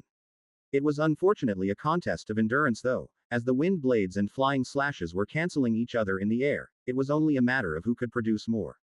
Francisco was starting to grow tired after a few seconds, but thankfully that was all they needed, as Garp managed to punch Kaido's mouth closed with a thunderous roar, cracking the giant dragon's teeth as they clanged together. The old swordsman was forced to land on the island's shore, as he could no longer keep jumping from cloud to cloud. He sat down on the sand as he lamented the current situation. At this rate, we might really fail to protect the Sky Islands. His body's condition somewhat prevented him from aiding Garp properly. He was already running low on energy and the fight had barely even started. I guess Kaido did grow on to become pretty strong. This isn't good, though I am a bit proud. Francisco couldn't help but sigh in wonder at that. It felt somewhat surreal to see the giant dragon in the sky that was fighting Garp and even overpowering him slightly. To think this is the same Kaido that used to sail with me. Well, I guess he was always talented. Well, this is looking like shit. The old swordsman heard a voice from the side, to which he simply nodded his head. Language. But yes. The old swordsman snapped his head to the female voice that spoke out to him. It was none other than Bonnie, who was looking at the sky with a concerned gaze. Actually, is worse than you think. In my state, I can barely stop Kaido's attacks on this island. I'm not even sure I'll hold out for the next one. Francisco said as Bonnie walked up beside him and sat down near him. Quote. Do you think Kaido will kill everyone here? Bonnie asked as she looked behind her with a frustrated gaze. Well, that wholly depends on who he takes more after, me or Zebek. But after seeing how his subordinates carried themselves, I'd say chances are pretty high that he's going to kill everything with a pulse. Bonnie seemed to be scowling at that news, not that it made any difference to Francisco. The old man finally managed to catch his breath as quickly straightened his back and prepared to jump back into the fight. Say, would you have been able to win if you were younger? Francisco would have raised an eyebrow at that question if he had any. But he still decided to respond. Bah, I would be able to end the fight in a few swings. But those days are long behind me. The old man couldn't help but brag about his prime years. It was obvious that he was no humble pirate, and that he took quite a large amount of pride in his own strength. I see. Bonnie muttered as she slowly stood up and looked at Francisco's back. It was only at that time that the old, near-senile swordsman remembered Enel's explanation of Bonnie's situation. Somehow possesses the ability to de-age living organisms. A devil fruit I've never heard of. But if she has it, then she can definitely help win us this fight. Oh, right. Enel did tell us not to ask her to use her powers or force her to do so under any circumstance. The old man took a few seconds to ponder on that, before deciding that it was better to just request a quick helping hand against Kaido. I'd rather risk offending her than risk the safety of the people of Skypa any further, honestly. I'm sure Enel will understand.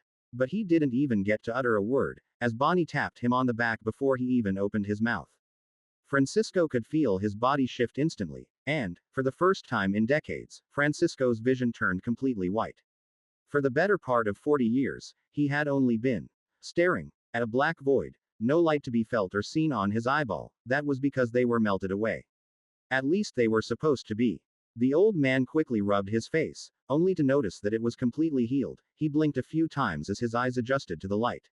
And for the first time in decades, Francisco could observe his surroundings directly. But he wasn't the only one noticing a change. Bonnie could also clearly see the changes. I just hope I didn't make a mistake. She looked at Francisco change in front of her, his gray hair turning a deep blonde, his golden locks flowing in the wind as he adjusted his sight. His previously scarred body turned into the body that most men could only dream of achieving. He was still wearing the same clothes, a bottomed-up white shirt with rolled-up sleeves, loose pants and black boots. But he was completely different. His presence alone spoke for itself. She was even forced to take a step back. sweating a bit as the second the old man turned younger his entire aura shifted. From a laid-back old man on death's doorstep to a sharpened sword, his back standing straight, his spine no longer bent. Bonnie also clearly saw Francisco open his eyes, a pair of deep blue eyes greeting her. Those blue eyes looked absolutely mesmerized at her, making her blush a bit. She quickly shook off that blush before Francisco noticed it and started teasing her though. Still, one thing is for sure. Francisco was damn handsome, in a rugged kind of way, I guess. His thick blonde goatee makes him look that way. His looks are certainly more up my alley than Enel's though. Gah, those earlobes. How is he not even slightly insecure about them? Then, the old man looked at his own hand, still wearing the mechanical glove that he had been forcing himself to use in order to be useful in a fight. With seemingly no effort, and with a great sense of familiarity, Francisco gripped his cutlass. The glove seemed to crack and explode almost instantly, unable to restrict his grip as the metal on his palm was almost ground to dust. Gihahiha. This, I can work with. Francisco said confidently as he gripped his weapon with a smile on his face. That laugh though. What is he? A donkey? Bonnie couldn't help but sweat as she took another step back. To say that Francisco was excited would have been a gross understatement. After all, for an 80-something-year-old man, going back to his 30s was a dream, a fantasy. I guess I'll have to drink a few barrels with Bonnie to celebrate and thank her for this. That will come later though. The matter at hand is still more important. Francisco jumped up from the beach, creating a sonic boom with his speed as Bonnie was almost sent flying backwards. Watch it, jerkass, she complained as she wiped the sand from her eyes. Kaido and Garp were still fighting. The Dragon Emperor took his attention away from Francisco after noticing that he was not much of a threat anymore. Instead, he decided to focus fully on Garp, and try to throw him down to the lower seas. After all, Kaido had an advantage in aerial combat. Things were actually going well for Kaido though. Garp was even forced to take a tail swipe directly in order to redirect it from the Sky Islands. It was pretty clear to Kaido that he would win that fight thanks to the people Garp was trying to protect. He'd make sure to make their cremation as painless as possible as a form of thanks. Unfortunately, he was snapped out of his thoughts as he felt a figure approaching him fast. His eyes widened, scoffing when feeling that it was just Francisco's aura that was approaching. Swinging his blade towards him only once. That old bastard can't even reach me. Hey, what a. He didn't even get to finish his condescending and rude thoughts before a gigantic red flying slash pushed him backwards with great speed. Francisco smiled when feeling the familiarity of his own strength. Kaido was sent flying like a worm in the wind, forced to pay dearly for his own carelessness. Blood rained from the skies as Kaido's pained shout rang out for the world to hear. As tough as the dragon's defenses were, the flying slash still cut through him, threatening to cut him in two. In the end, Kaido managed to resist getting cut in half. He quickly turned into his hybrid form to try and avoid another slash, but no other attack came. Even in hybrid form, the wound was clearly visible, spanning from his upper left arm, which was hanging by a strip of muscle at that point, to his lower abdomen diagonally. Kaido had turned completely white at that point, as he dropped his weapon and grabbed his damaged arm, trying to cauterize it in place. The fear in Kaido's gaze only intensified when seeing Francisco's appearance though. I was expecting you to be able to block that better. Well, whatever, I always wanted to try out Dragon Sushi tilde. Francisco jumped a bit, imitating Garp's Geppo as he propelled himself forwards and stopped on a small cloud in front of Kaido. Single quote. A monster returned to full strength. Kaido could only lament as he felt his wounds burn up in pain. Well, Kaido, old comrade of mine. You are in a bit of a pickle here, if I do say so myself. I'll give you a few options though, I'm generous like that. 1. You get to fight me to the death, which probably won't take long, by the way. 2. You obediently get captured, and are to be held until my new captain returns to base. Francisco tapped himself on the chest as he spoke, and Kaido could only sweat a bit, thinking about his choice as the shock of seeing the old monster as his younger self still weighed on his mind. What the hell do I do? Chapter 130. Capitulation and Cleanup. Blank. Pav narration _ blank. Kaido stared at Francisco with sweat building up on his forehead. He was frustrated, angry, but most importantly, confused. To him, it wasn't like Francisco had just de-aged himself. It was more akin to having gone back in time. It simply didn't make any sense to him. How could an old cripple turn back time on himself? Kaido already knew Francisco to be a monster, but that was way beyond anything he had expected. There must be some devil fruit user that alters time on that island. The injured emperor thought to himself as he continued to hold his damaged arm in place. Under normal circumstances, Kaido would either quickly try to take that person and make them join his crew. Probably make them work in the mines till their wills broken. Then recruit them. But now he didn't have the luxury to make such a choice. How could he? In fact, he was well aware that he had no chance now, especially not as injured as he was. One moment of carelessness was all that Francisco needed to effectively take him out of the fight. This is all because of that time fruit. Kaido could only grit his teeth in anger, as the reality of the situation completely set in for him. Not even mentioning the fact that Garp was still on the Sky Islands. The old marine didn't even need to be returned to his prime, he was a Yonko-level fighter even as an old man. And with Francisco there, well, Kaido really only had two choices at that point. And they were the ones that his old crewmate had so generously given him. Die or surrender, huh? The generosity of that offer made Kaido scowl a bit. On the one hand, I am not afraid of death. I would normally welcome it.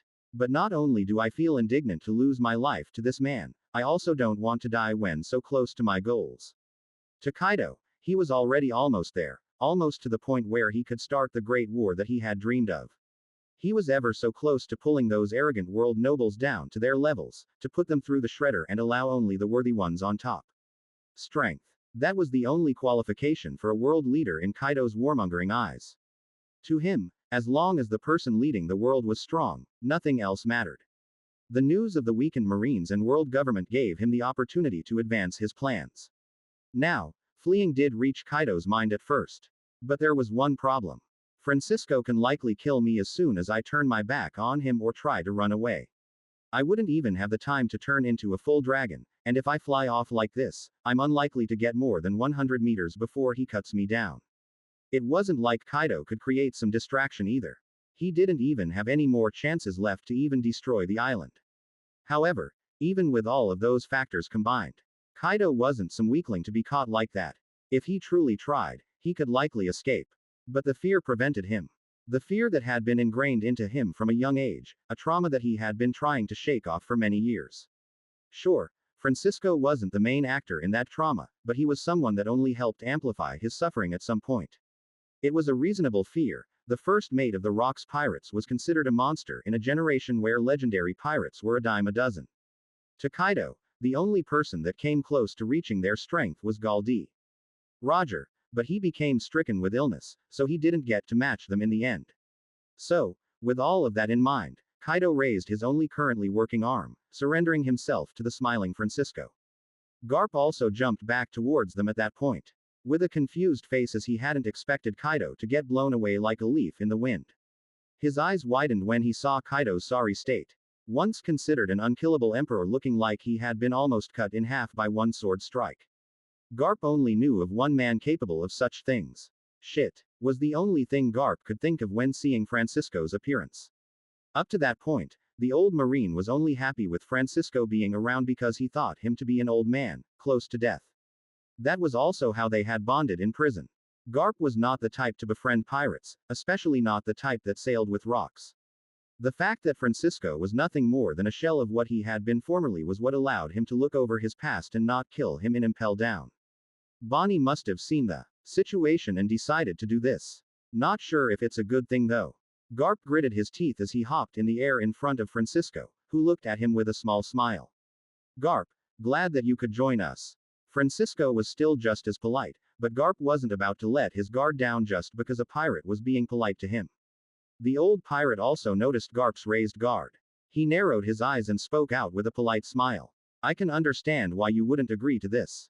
But I believe you better take this up with Bonnie, it was her decision at the end of the day. I followed Enel's orders, not requesting her help even once. She was the one to so gracefully give us assistance. The old pirate patted his chest as he sheathed his cutlass. To him, an injured Kaido wasn't even a threat, he didn't need to be cautious in any way. Kaido's expression shifted slightly upon hearing their conversation. Enel, don't tell me. HMPH, just because you followed the captain's orders doesn't mean I have to like the outcome. Well, you don't have to like it, but I sure as hell do.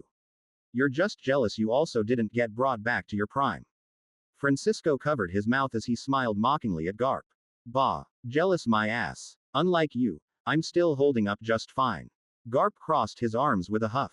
Francisco's smile turned a bit strained, as he realized his interactions with Garp would likely become different from that point on, as the old Marine was not likely to let his guard down around him anymore. Would you guys mind capturing me and stopping my bleeding? I may have endurance, but this isn't exactly the type of wound I can just shrug off. Kaido spoke out, reminding the two old men that he was still present there. It was at that point that the two old men decided to continue their spat at a different time. Garp went off to grab some Kaido-sized seastone chains, and Francisco ushered Kaido to the island, to find some medical supplies and patch him up. And so, Kaido's one-man invasion of the Sky Islands ended in his capture, a complete and utter failure for the Beast Pirates. One of which they actually had no idea of. To them, Kaido's fate, as well as the fate of King and Queen, were a big question mark. But they figured they'd all be fine. Kaido personally had gone after them, so nothing bad could have happened to them. And, well, the incident was only over for Francisco and Garp, who chained Kaido after a doctor put him back together and threw him in jail alongside the rest of his crew. The rest of the island now had a lot of work to do. The people of Skypa now had to rebuild a lot of work to do in rebuilding the houses that had been destroyed in the conflict. And the Shandians, residents of Upper Yard, now had an entire forest fire to worry about thanks to Kaido's blast breath. Well, they would have had it a lot worse had Garp not dragged King there to suppress the fire with his inborn abilities as a Lunarian. Momonga and Wiper both helped as well as they could, especially making sure no fires reached the New Fuchsia village. After that, both of them basically went to train. Both going to Francisco directly, Wiper starting to take his Conqueror's hockey training religiously, and Momonga asking for training in swordsmanship. The old pirate obviously agreed to also help Momonga. The more powerful people around Enel, the better. He does want to go against the world governor after all. To Francisco, returning to his youth was also a very good thing for his captain. With that, the strength of Enel's crew basically skyrocketed. But this group is still a lot weaker than the Rock's pirates. And Enel himself still has a lot of room for growth when it comes to hockey. I don't think we are anywhere close to prepared to face the world government. The old pirate simply shook his head, his blonde hair dancing in the wind as he continued on with his day, officially starting the training of both Wiper and Momonga at the same time. As the residents of the island scrambled and worked hard, Bonnie was still off to the edge of the island, sitting on the sand and looking at what remained of the sea of clouds. All that we've got to do now is wait for Enel, huh? The gluttonous woman thought to herself as she saw the way the situation had ended. She, much like everyone else, hadn't expected the situation to turn around so drastically. She honestly thought Francisco had just been bragging as any senile old man would. She remembered him being a legendary figure, but she thought he'd at most manage to make Kaido flee.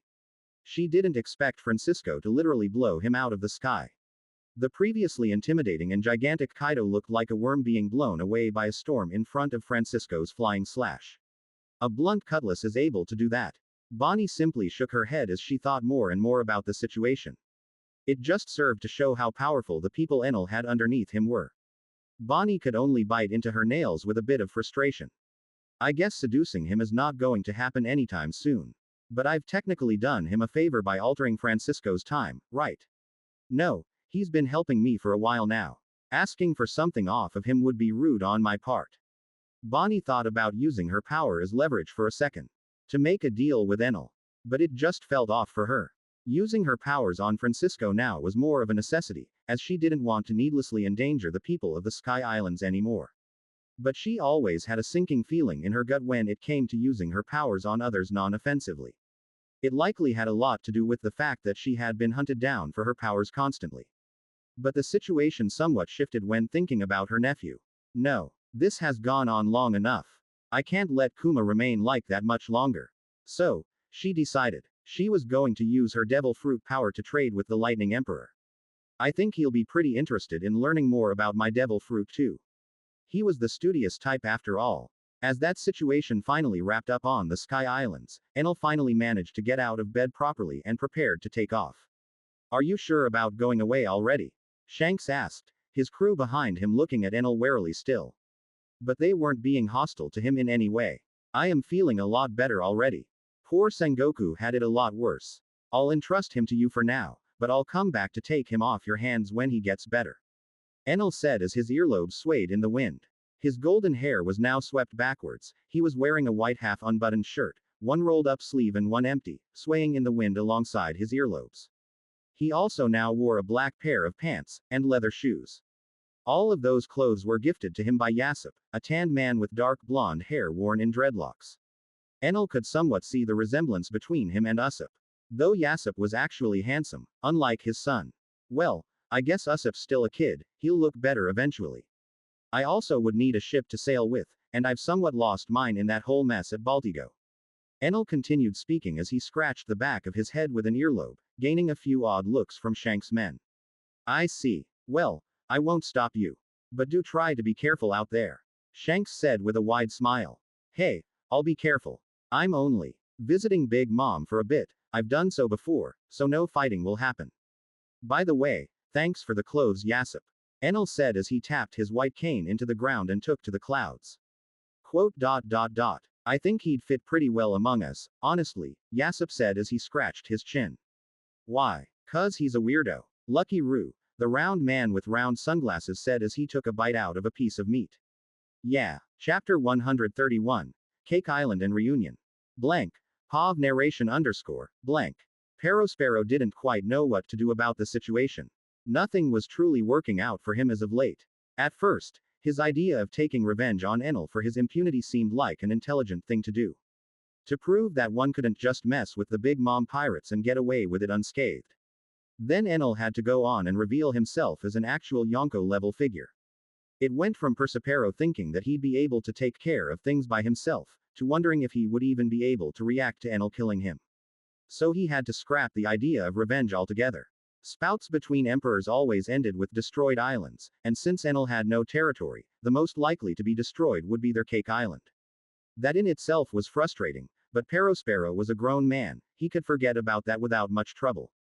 But it seemed that Big Mom had come out of her meeting with Enel as a different person altogether. Whatever she had seen had shaken her to the point where she no longer ate any sweets, at least nowhere near as often, which led to her losing quite a bit of weight. Her body was still just as strong as ever, but sometimes her mind wandered while in the middle of conversations as if she was thinking back to whatever she had seen back then. She also started showing a bit more care towards her family. It was odd for Perospero as the big brother of the bunch to witness her slowly come out of her shell over time. In the past, she had only bothered to show her appreciation to the children that stood out as they were useful tools to her. Perospero was obviously aware of that, but now she was paying attention to her children equally. It was still far too early to tell if she still saw them as tools in the big brother's eyes, but only time could tell. Still, one thing was pretty clear. Big Mom was mellowing out, and it was likely that the day of her retirement was getting closer and closer at a rapid speed. This somewhat pleased Perospero, as he was the most respected among his siblings, and he was set to become the next captain and leader of Cake Island after Big Mom retired. There were other problems besides that though. Things were quickly shifting, and family dynamics were alongside them. A person that Perospero had deemed inconsequential in the past, now seemed to want to rise and take that spot from him. At least on the surface. Oven, ever since returning to his home he had not rested a day. He was training like a man possessed, and had quickly grown stronger in both body and hockey.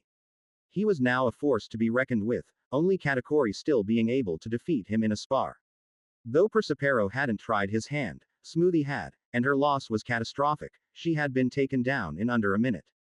The Big Mom pirates spared no expense in rebuilding his limbs, buying him the most expensive and durable materials to rebuild his limbs, even going as far as to use seastone to make his prosthetic hand. More specifically, his palm was lined with seastone, which made him a very effective close-range fighter against devil fruit users. So effective in fact, that the second Oven managed to get close to Smoothie the fight was over. Even when she tried to evade him, he took her by surprise. Twisting his body in an odd way, making it look like paper, as his arm basically coiled around after her and still caught her. His strong body covered in armament hockey was also able to effectively block most of her attacks, so it was a decisive victory through and through. These were the results of Oven's training. His hard work showed itself, as his muscles had become more and more well-defined, making him look absolutely shredded. Katakuri was impressed by his brother's zeal and willpower, so he also started amping up his own training. This led to a competition between those two brothers. Who can make up the most masochistic training methods? It was an unspoken one, but the members of the Big Mom pirates could only stare at them from a distance with odd gazes. Now, Perospero was actually happy that Oven was becoming stronger to the point where he technically became a cornerstone of the Big Mom pirates. The problem actually came with the fact that he seemed a lot more approachable now. It seemed that his stay with the Marines had made him a lot more humble, and a lot more friendly, especially towards his siblings. This led to former enemies turning into friends, and distaste turning into appreciation. People that had looked at him with indifference were starting to warm up to him. Those that hated him started to talk more with him in between his demented training sessions. Frowns turned to smiles. Even if it was not intentional, Oven had now become a candidate for the title of Captain, one which was rightfully Perospero's. Now, Persipero had to find out more about Oven's intentions and if he truly was a threat to his position, which was a true bother. The fact that the Marines had gone ahead and gotten themselves killed made him giggle a bit. It seemed to make Oven quite pleased as well, especially when hearing that Akainu died. The problem was that the seas were now rowdier than ever. The revolts that had been happening all around the world also died down, not that the Big Mom pirates were affected by that whole fiasco. The shifts in power dynamics had affected some of their business, but it wasn't anything of note. The problem was that now Big Mom was somewhat expecting Kaido to attack either her or the world government any second. Saying that he was exactly the type to take advantage of such situations. Whitebeard and Shanks were both huge question marks to the Big Mom pirates. It was better to just not get involved, honestly. But it seemed that they wouldn't have much of a choice, as the sky clapped with thunder and lightning sparked amongst the clouds. In a flash of light, a figure appeared right at their front door. A man leaning into a white metallic cane, missing an arm as he walked through the door to their sweet castle confidently. Immediately, Katakuri appeared before him, reacting the fastest, as he had likely predicted where he'd land from the second he had heard the clouds churn. Katakuri narrowed his eyes when seeing the person visiting them. A familiar face, but his state was not quite as he remembered. It was an old acquaintance, basically. One that Katakuri wasn't exactly keen on seeing. Enel, he said as his red eyes peered into Enel's grayish-blue eyes. Although visibly injured, Enel still had a certain aura around him. Despite the fact that he was covered head to toe in bandages, Katakuri was not confident in taking him on. Missing arm or not, Katakuri. Such a pleasant coincidence tilde. Enel's playful tone seemed to betray the seriousness of the situation. An emperor trespassing on another's territory unannounced. That would usually be a sign of war, quite an obvious one at that. But for some reason, Katakuri doubted Enel would start a war while in his state. The two of them were stuck in a staring match for a while, both looking into the future, and fighting with their wills only. No conqueror's hockey was involved, but they seemingly allowed their future selves to fight. Each predicting an action before they were even close to happening, both showing off their foresight perfectly, fighting while not moving a finger. Each thought created another possibility, each potential move closed off by the other in a rhythmic sort of dance. This only happened for a minute though, as more and more of Katakuri's siblings encircled Enel. Then guards started appearing as well, forming an army around Enel in the blink of an eye. Peroran musical note and why, pray tell, is there an injured emperor on our doorstep? Perospero walked out and spoke up with a threatening tone, showcasing their lack of fear at facing him, no doubt emboldened by his current state. Revenge might be a possibility after all, the eldest brother thought to himself as he licked his giant candy. Don't get any strange thoughts, and try to keep your tongue in your mouth. Enel frowned at the hostility the entire group was showing to him.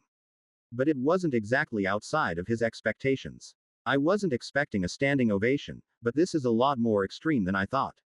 I am here to speak to Big Mom, nothing else. If I planned to harm any of you, I would not have landed on this island at all. Enel said as he smiled a bit and narrowed his eyes at the crowd, his earlobes, as well as the empty sleeve, swayed in the wind as the situation was becoming tenser. Oh, so you think anyone can just come in and speak to Big Mom herself?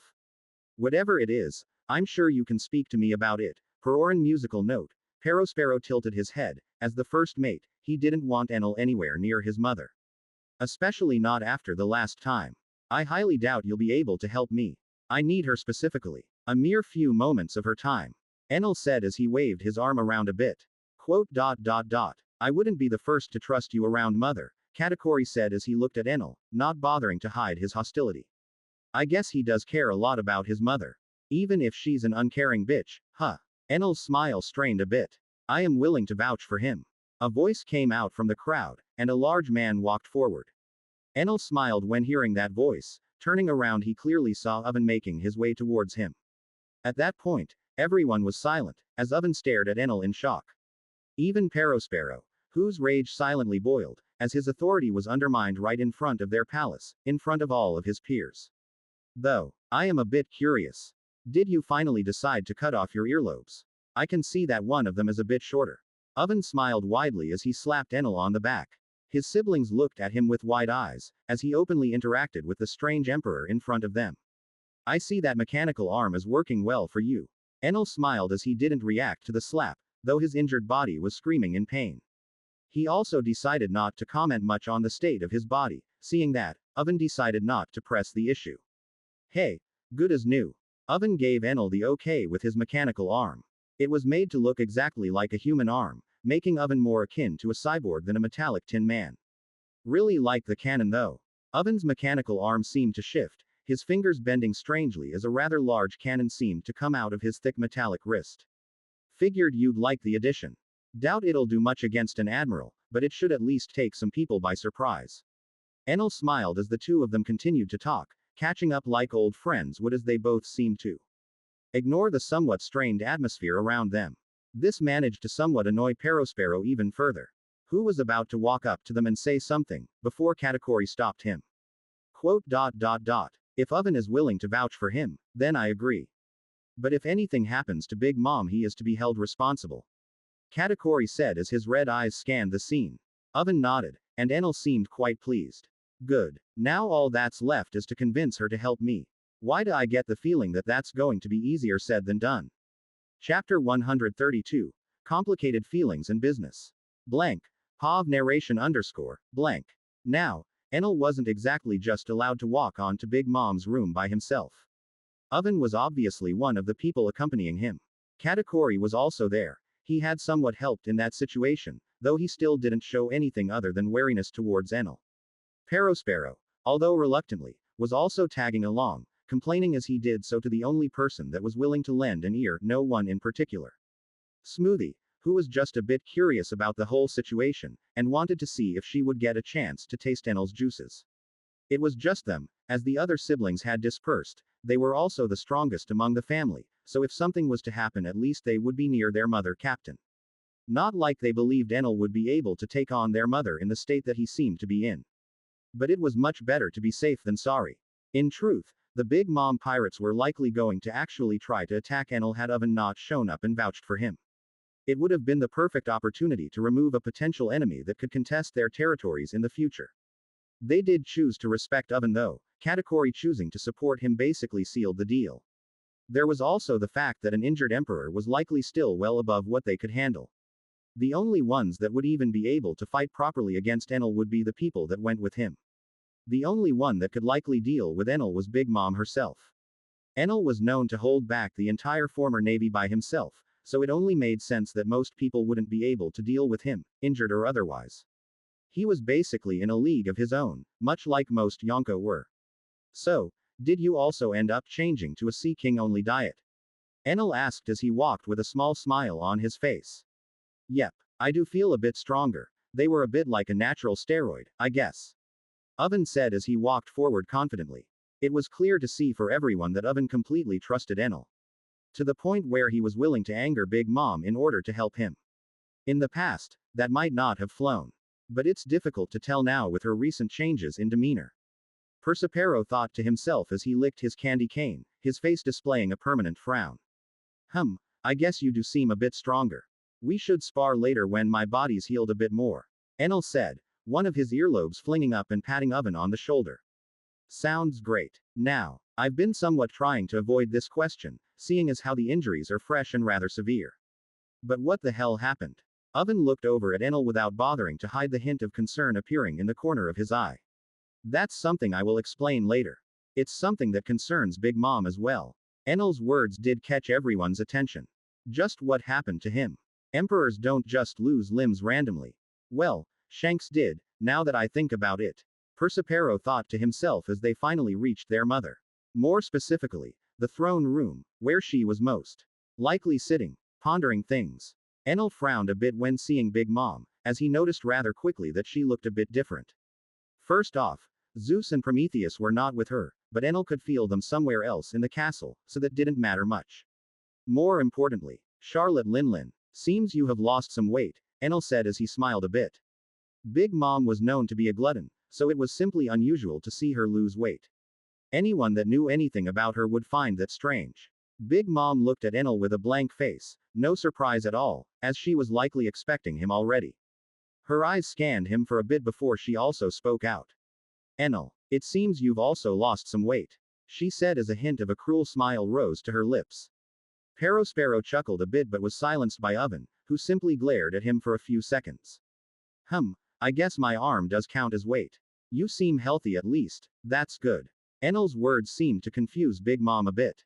Why would you care for my health? We have no ongoing alliance, nor do I plan to make one. In fact, I thought I had made it clear that I don't want you near me or my children as well. Linlin spoke out with a scowl on her face, finally showing her displeasure at his appearance. Well, I do wish to do some business with you, don't worry, you made yourself clear last time I was here. Still, Oven remains my friend, and I don't plan to change that anytime soon. Oven smiled a bit when hearing that, but he appeared a bit troubled. I can't just abandon my family though, no matter how good a friend Enel is. If Mother wants to, she can simply command, and I'd have no choice but to obey. Friends. Big Mom looked directly at Oven when hearing that. So you befriended your handler. Someone that worked directly with the people that harmed you in the first place. Her words were sharp, she was clearly displeased. The lack of response from Oven also made her huff a bit. As he just looked at the side, somewhat guiltily. This made Persipero smile widely, enjoying his brother's suffering for a bot. The lower Mother's opinion of him the better things look for me. To be fair, I only became a Marine to learn some of their secrets and befriend a few people. I never really put much effort into working for the world government. Which is why I am no longer a Marine. I don't care much for your reasons. Regardless, I'll continue this conversation with my child at a later date. Since you came all the way here, start speaking. What do you want? Big Mom said as she slowly stood up from her throne. Well, I want information, simply put. I just want to know more about souls. Enel's words seemed to irk Linlin somewhat. Oven and the others seemed to be taken aback a bit. They still remembered that Enel didn't quite have a soul by their mother's words, it was quite a memorable fact about him. Whatever. Children, you may go play, I'll speak to Enel by myself for now. Big Mom said as she looked over to her children. Perospero and Smoothie were immediately alarmed by that. Mother, I don't tea. The former tried to get a word in, to convince their mother that Enel was too dangerous. Silence. Big Mom's voice rang out in that giant room, echoing all around the walls as Enel could feel his eardrums vibrate. I don't want to hear it. If Enel was here for a fight, he wouldn't have waited this long to start it. Not one of you can stop him anyway. Big Mom scoffed as she sat down at a large table to the side, signaling Enel to follow her. The table seemed to be made for her children, as it was a little too small for Linlin herself. Oven and Katakuri were already on their way out of the room, neither had even tried to question their mother's decision. Smoothie and Perospero seemed to want to say something else, but they ended up leaving as well, not wanting to actually anger their mother in any way. As soon as they all left the room, Big Mom stared at the large door for a few seconds, before she started speaking. Souls. You're trying to find out more about that. I doubt you even have any idea what you're getting yourself into. Big Mom scoffed right in Enel's face, as he sat on a smaller chair in front of her. I may be a bit in over my head lately, Enel said as he looked down at his missing arm. But I am already into this, Big Mom. I can't exactly simply ignore something that is happening to me directly. I guess you have a point. But I am unsure why I should also have to get involved in any of this. You may have befriended two of my children, but I don't see any reason to put them and myself in danger by helping you. Enel raised an eyebrow at her words. Befriended two of her children. Oven's the only one that comes to mind. Whatever. The issue with my soul may only concern me, I won't be asking you for help with anything other than information. And in exchange, I will tell you about the thing that you must be wary about the most. Enel's blank gaze peered into Big Mom's eyes. She seemed to be a bit conflicted. On the one hand, curious about what exactly Enel was offering her. But she was hesitant because she could still remember the feeling of that day. The way she had felt fear, the way her very soul shivered. At that time she was so scared that she simply wanted Enel to disappear. But after spending enough time pondering things, she became more and more curious. In fact, it became the forefront of her mind, as she became preoccupied with trying to understand more and more about Enel and the thing that was bound to him. And now, she could get some answers to the questions she had been asking herself. All she needed to do was to take a risk. Big Mom pondered for only a few more seconds before finally making her decision. Quote. If you are able to tell me more about that thing, then I might help you. I'm an emperor of the seas. I've gotten to this point because I've been taking risks all of my life. I may have forgotten that in my later years, but I think it's time to remember a few things. Enel was a bit surprised to hear that, and then he simply smiled. Oh, I'll tell you about that guy, and more. Chapter 133. Deals and Experiments. Blank. POV narration underscore, blank. I'll go first since we have come to an agreement. Big Mom decided to be the one to uphold her part of the deal. If it's just basic information about souls, then I should be able to help him more than anyone else in this world. Better start with the basics though. Tell me how much you already know about souls and what you've already researched, Linlin said as she looked at the injured Enel, her tone not any more polite than usual. Enel simply sighed and went into the details he had found regarding souls. The way that the soul was composed of 3 distinct parts, the few things he had found in various religious texts. Linlin was rather impressed. It seemed there wasn't much she could tell him at the end of the day. Maybe just confirm a few things for him. Then he mentioned something that even Big Mom hadn't known about before. In a more obscure school of thought, it's believed that only one part of the soul is truly eternal. The mind, and the other 2 parts, spirit and desire, die alongside the body.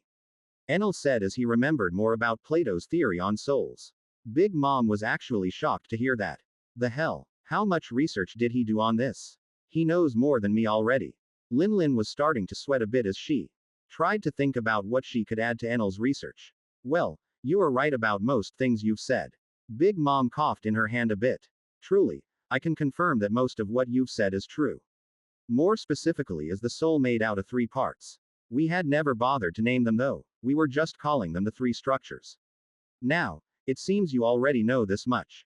So what more do you wish to find out? She decided to not bother bullshitting Enel, and just asked him exactly what he wanted. I want us to run a little experiment. I wish to learn how the soul affects hockey, and which parts of the soul affect which form of hockey. Enel tapped his white walking stick on the ground as a smile rose to his lips. Affecting hockey. Big Mom's eyes widened when she heard that. I guess willpower is inherently spiritual. But do you have any proof that it is tied to the soul in any way? She hadn't thought to make such an experiment in the past. She had tried to make her special homies and chess soldier homies use hockey at some point, but she couldn't quite get the results she wanted in the end. I am proof of that. More specifically, my conqueror's hockey seems to be affected by my situation. For the experiment, we will need a willing participant from your crew or a prisoner. Someone with a full soul that can use observation and armament would work just fine. Big Mom was surprised to hear that. I guess that's why he wants to learn more about souls. Well, I can't blame him. Too bad I can't take a good look at his soul. Understood, I'll take your word for it. You don't really have any reason to lie about this anyway, you are coming to me for help after all. Linlin scratched her chin as she stood up. Bring me a prisoner. The strongest you can find. Big Mom's voice rang out throughout the palace, immediately confusing her children. But no one really questioned their mother's orders. Not long after her voice rang out, Katakori's tall figure walked in, dragging a prisoner by the collar. The prisoner was a middle-aged man, someone that Enel couldn't really recognize. A former young pirate that tried to challenge my position in the past. Now he's nothing more than a captive here. His soul is intact, so he should do just fine. Big Mom said as she walked over to the prisoner, signaling Katakori to leave the room. The doe-human nodded, and turned around to leave, throwing a key on the prisoner's lap as he did so, just in case they needed to take off his shackles. He did also end up giving Enel a confused sideways glance as he left. Enel simply shrugged it off and also walked over to the prisoner.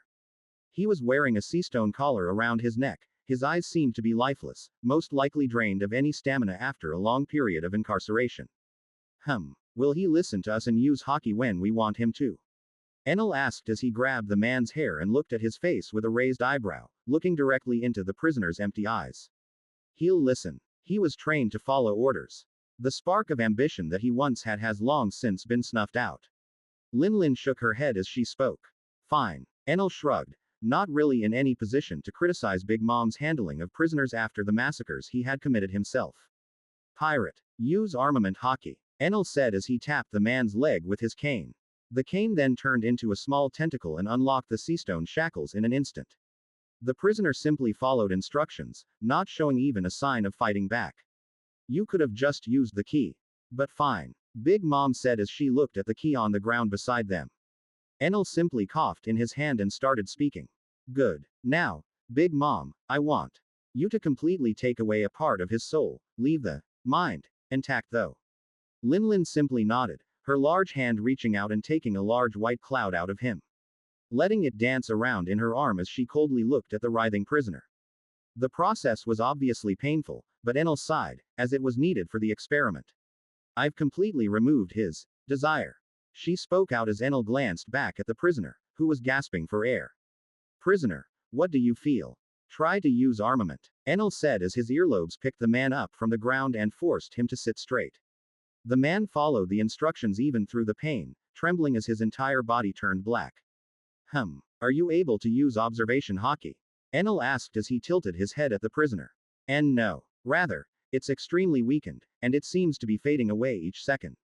The prisoner said in a raspy voice, clearly gripped by fear at what was happening around him. But who could blame him, really? After many years of incarceration and being seemingly forgotten, he was only taken out to be used in a sick experiment by two cold and callous monsters. Still, he could do nothing but comply. Cling to whatever life he had left. He knew that disrespecting orders given directly by Big Mom would only serve to get him killed. Enel took out a notebook with his only hand and started writing something down with his earlobe. Good, Big Mom, put his soul back together, will you? Enel said after a few seconds, looking up at Linlin who seemed quite interested in the whole situation. She didn't waste any time, merely shoving the white cloud back into the man's body. So, it seems that the desire part is in some way linked to observation hockey. This already confirms my hypothesis, but it might be better to test with the other part as well, just to make sure. Enel said as he finished nothing things down and looked back up at Big Mom. The large emperor just nodded, her hand reaching back out at the prisoner that was still recovering from having a large chunk of his soul taken out of his body forcefully. Without any effort, she ripped out another section of his soul. This time the section that Enel had named Spirit, or Will. The man immediately fell limp to the floor, like a puppet with its strings cut off. It made Enel somewhat pity him. Enel walked back over to the prisoner and grabbed him by the collar, making him stand up as he struggled to not fall unconscious. Try to use observation hockey, Enel said as the prisoner sweated and struggled. The tired man nodded, spreading out his observation as far as he could. It works. Enel nodded, as a hint of a smile formed on his lips. Enel observed the will manifest around him, only to fizzle out quickly. Like a broken light bulb, flickering slightly before finally disappearing. I can't. The lightning emperor simply nodded, as he let go and allowed the prisoner to fall to the ground. He then started noting down a few more things. Different parts of the soul affect different types of hockey, was the conclusion he finally reached as he smiled. Big Mom shoved the part of the soul that she was holding back into the prisoner, before looking at Enel, a bit confused. But hockey is just one type of energy, isn't it?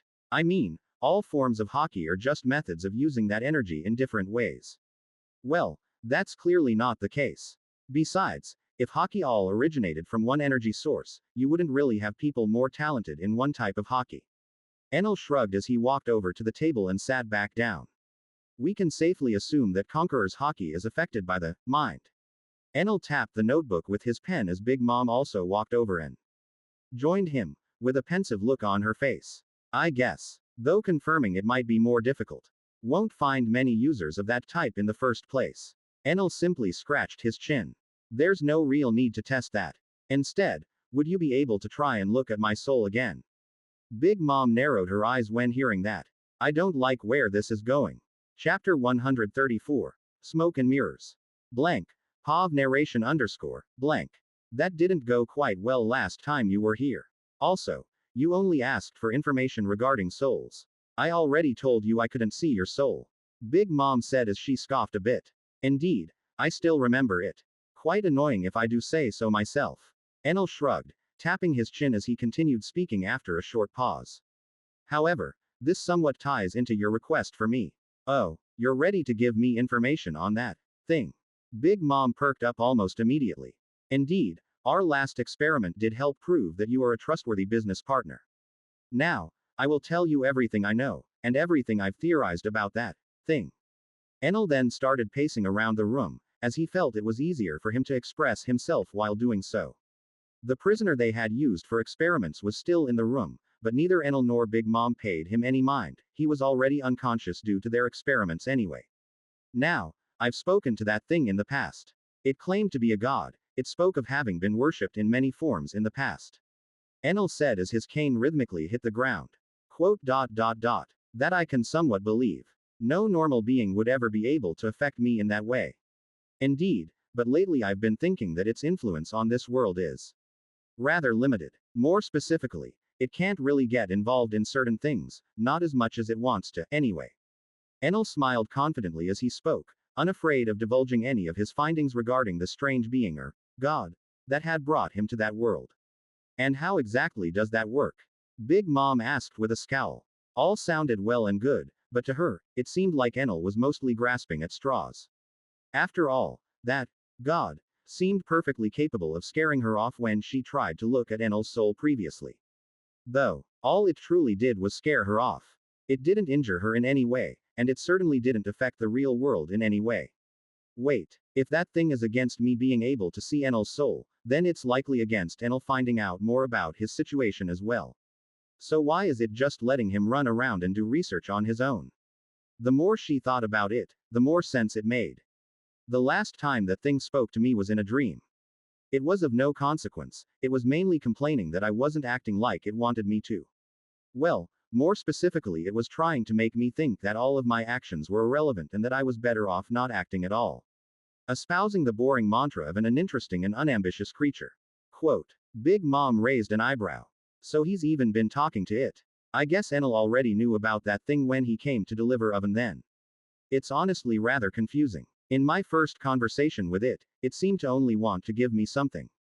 It actually even seemed somewhat interested in my future actions. But now it looks like it wants me to stop completely. It's possible that one of my decisions, or something I did along the way, changed its curiosity towards me with something else entirely. I see. But do you have anything concrete on it not being able to affect the world properly? Quote. Not exactly. It seems to be able to somewhat affect the world in a spiritual sense. But this doesn't apply to all cases. Enel sighed as he thought more and more about the world and his conversations with the god that had brought him to it. The more he looked into things, the more he realized that the entire world seemed to revolve around a prophecy. Where Enel truly felt the gaps in his knowledge started showing was when he attempted pinpointing what exactly that prophecy was. He did know some things though. He realized that Luffy was one of the main actors in that prophecy, and by extension his crew as well. Another thing he realized at some point was that he had inadvertently become an actor in that prophecy as well. At first, things seemed normal, but Enel quickly realized that the world itself had made some changes to it, in order to accommodate his actions. I arrived in this world as a character with no consequence, one only loosely tied to the story. A one-off villain that mattered so little he was barely mentioned by anyone afterwards. And from that, I turned into what I am today. Whatever this prophecy is, it either morphed to accommodate my existence, or never existed in the first place. One such change that Enel observed was at Marineford, where Luffy would have surely died to Kizaru without his interference. It felt odd to him, as he had resolved himself to no longer care about prophecies, but the way the world moved made him think that not caring about prophecy was counterintuitive. This prophecy, it isn't just some age-old story. It's the very fate of this world. All tied together by a string. I inadvertently tied myself to this mess as well, becoming a person that shifted the world completely. It is my theory that this god does not have the ability to act against certain people in this world. Or at least the price it has to pay in order to do so simply isn't worth it. The more it interferes, the more things change. My presence should already be enough of an annoyance to this world. That god probably thought I'd just run around and explore the world, reading about history and spending my days leisurely, enjoying this second life of mine. But things changed when I got here. My personalities combined, my will changed, my ambition grew. I see. I guess it would have stopped you long before you reached me to make this deal if it truly could. It's clear enough that it cares or cared about your soul enough to hide it from me initially. Big Mom scrunched her nose a bit as the scowl on her face deepened. It still feels like I don't know the full story. But fine, I'll take a look at your soul. If something were to happen to me, it likely would have happened the first time anyway. And so Big Mom stared at Enel, looking through his flesh, trying to find the familiar white substance that she often pulled from others. She expected that strange God to show itself to her, to stop her once more. But that wasn't the case. Instead, she only saw a strange green mist all around his soul, barring her from seeing any further. This complicates things a little, Big Mom said as she then told Enel exactly what she was seeing. A cloud of green fog shrouding his soul, a precaution made to prevent her from looking at his soul. And just like that, Enel was met with yet another roadblock. Are you able to tell what this mist is even? Enel asked as he crossed his earlobes and heaved a frustrated sigh. He just about had it with the amount of shit he had to deal with thanks to that god and his stupid rewards. For a second, a certain thought even reached his mind. All of this trouble could have been avoided if I just ignored that stupid messenger. But Enel ended up shaking that thought away. Only in this world did I get to make any meaningful connections with others. Relationships that feel more than the superficial garbage I had in my past life. In the end, all of that trouble was also what gave him the opportunity to make those connections. Still, that didn't mean the troubles were something to look forward to. Big Mom pondered on Enel's question for a bit, staring at that fog a bit more before she finally spoke out again. If I am correct, this seems more like a fragment of a soul. It's hard to tell, and it's a lot different from any soul I've ever seen. But at this point, that shouldn't surprise me anymore. Enel immediately perked up at that. If the fog was simply a fragment of a soul, then that solution was rather simple. Then can you just pull it out? Quote. I can try. Enel smiled when hearing that, but not for too long, as he realized that a but was coming. But I have no assurance that I won't just pull out your soul along with it. Linlin's words made Enel roll his eyes into the back of his head. He was about to tell her to just do it anyway. But then he stopped himself. Can I really trust her to put my soul back in my body if it does get dragged out? The obvious answer was a large no. Big Mom, although feeling a bit more mellow than what Enel remembered, was still a cruel pirate emperor. And he was technically a rival to her, vying for territory in the New World. Even if Enel wasn't interested in territory, that didn't matter. What mattered was potential threat, and the Lightning Emperor knew better than to simply trust Linlin with his life. Their business deals ended at the point where her interests were even slightly threatened.